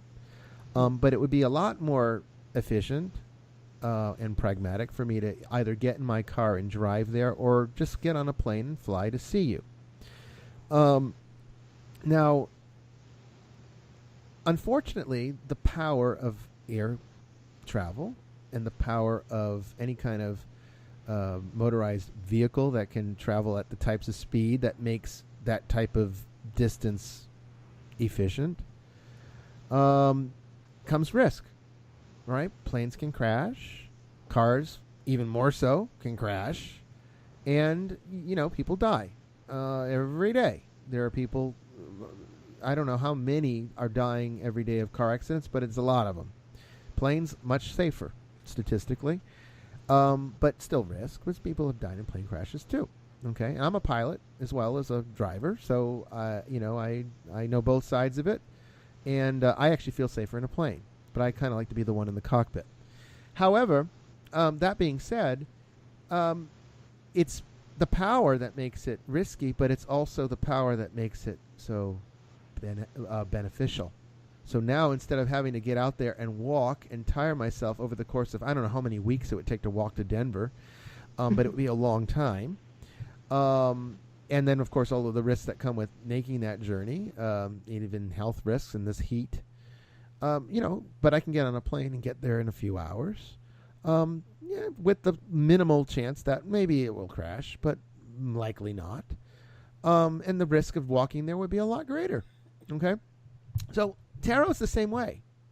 All right, there's inherent risks because there's power, and where there's power, there's risk. Like guns, okay? I can take a gun, and I can defend my family with it, fight off an intruder. I can take a gun, and I can go out there and hunt a meal for my family to eat, or I can take a gun and go and commit murder.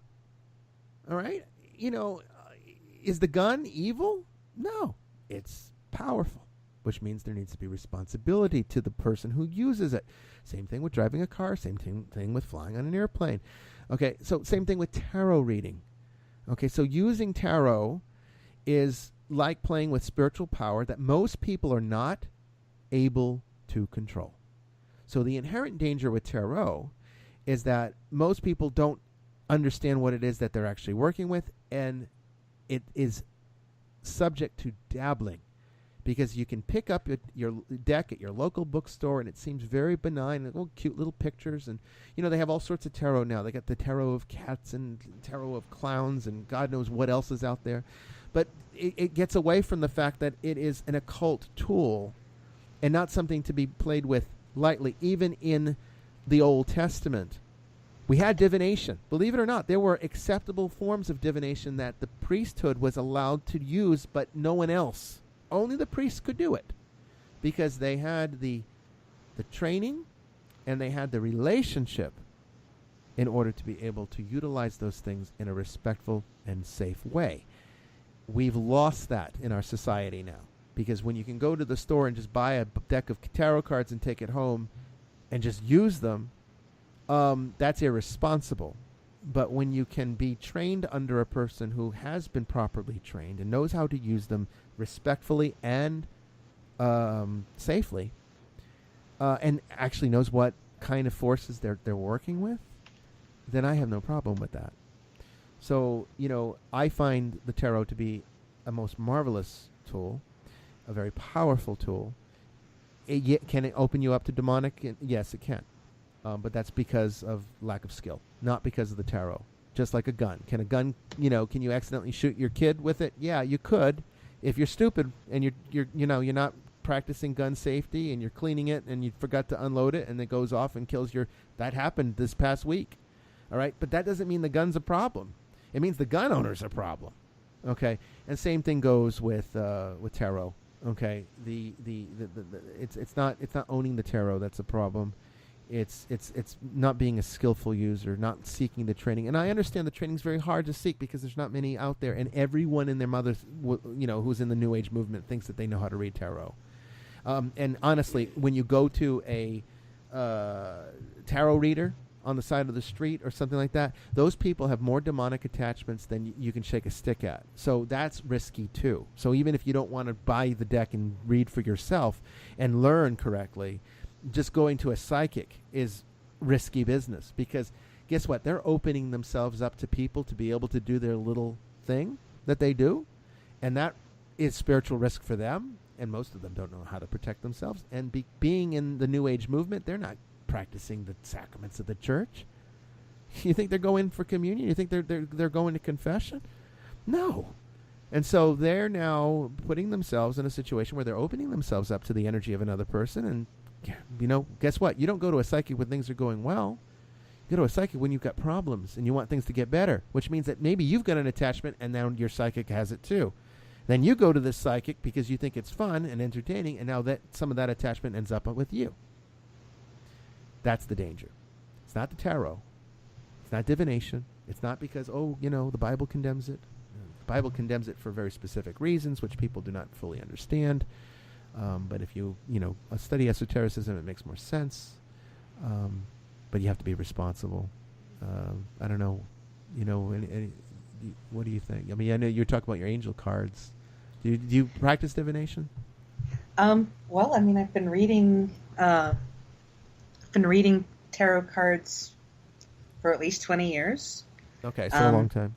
Yeah, I used to read just playing cards. I would go hang out at Denny's and wait for the goth club to empty out, and they'd go hang at the Denny's, and I would do readings for them with regular playing cards. Okay, so like almost like the gypsy formula. Yeah. And Sister Mary Joan, you were talking about the angel cards. Do you was that someone else that read you, or that was someone else that read my angel cards? But I do use they're called Animal Speak. They're Native American. Is that Ted Andrews? Yes. Yeah, I met him. He's cool. That and Sacred Path cards. Which goes in line with your Native American Yes, background. Those are the two decks that I use. I don't use them very often, but I find them to be very accurate, and it's always done in a respectful manner. And that's the way it should be, because, see, even within the framework of most Eastern religions, divination is a tenet of many of them.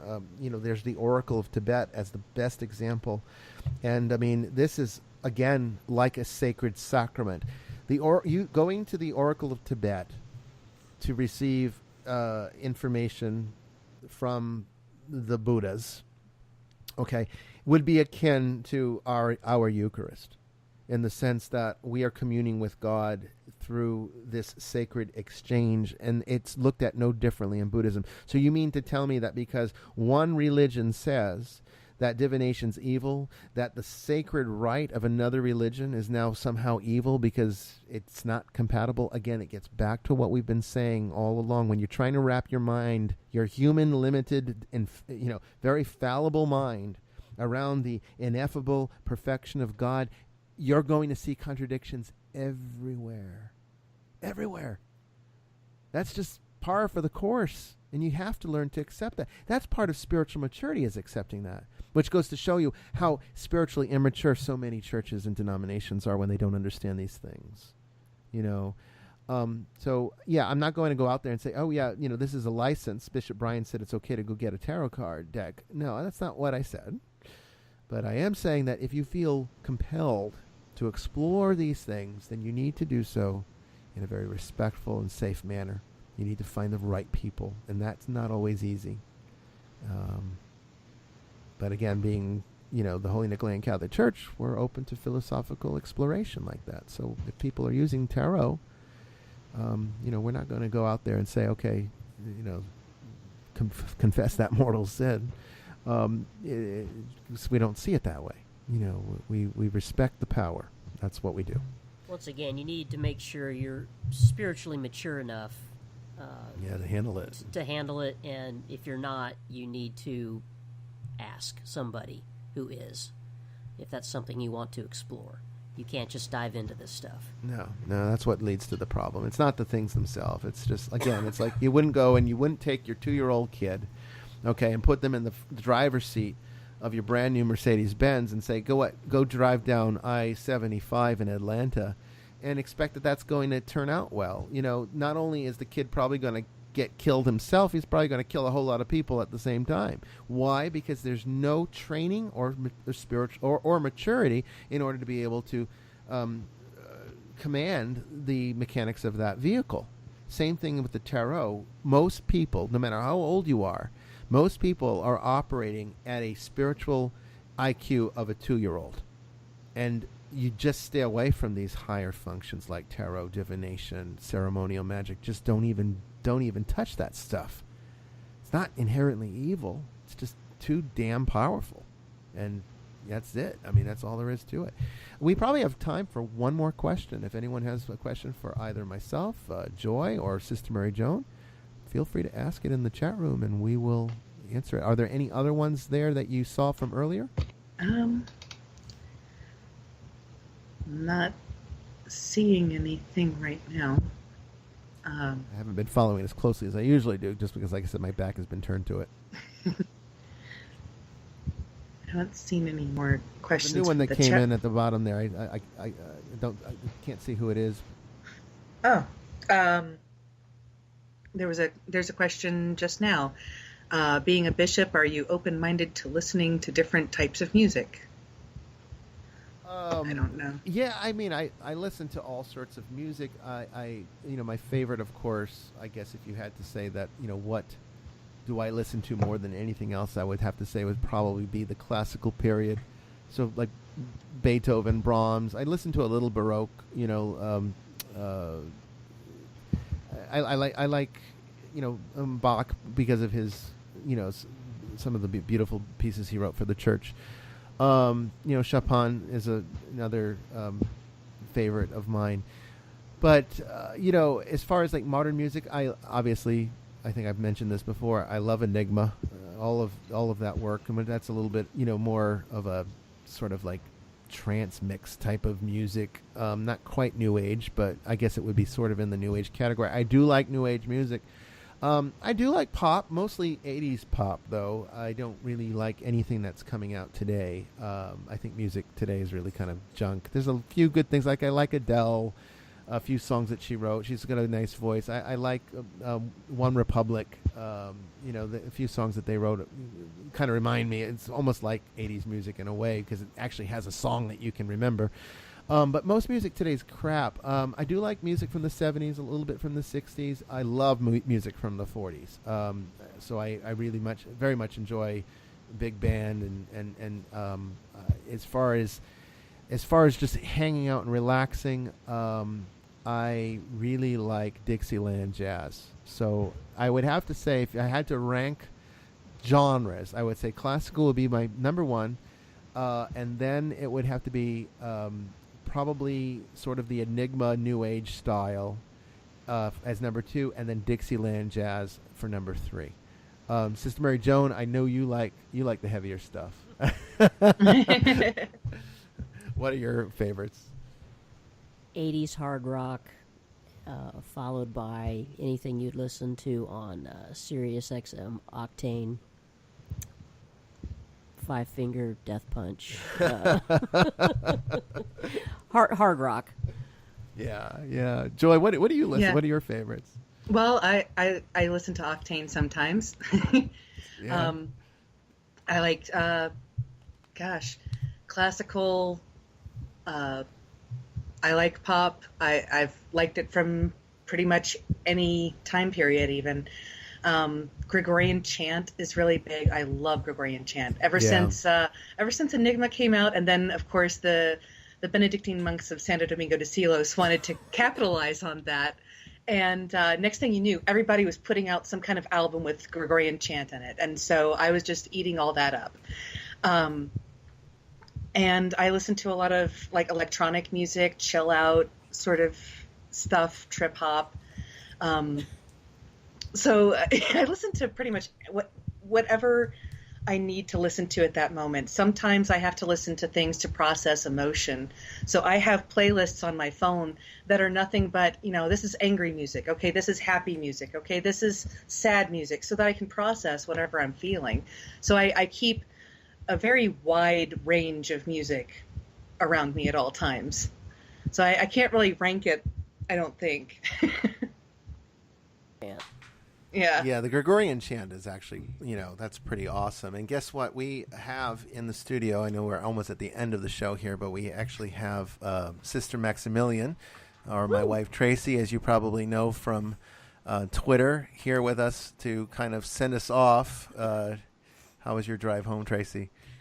Well, it was Atlanta traffic, so it was as you could predict. I can imagine. We are actually now number one worst traffic in the country. We have finally beat L.A., where I want to say we're at like the average Atlanta commuter travels at is stuck in traffic for about 105 hours a year, whereas L.A. residents are only in traffic for 95 hours a year. So we've actually beat L.A., which is horrible. I know, not the kind of lottery you want to win. But I guess we are at the end of the show, and I want to thank all of you for being out there and supporting us. Remember, if you like this show, please donate. Keep it on the air. We really need that support. These ministries are costly. And you can go to esotericcatholic.org or Nicholean.org, the church's website. You can link to it in my profile on Twitter, and just click the donation button on the right-hand side and give us, even if it's a small amount, it helps to keep the show on the air and the ministries active.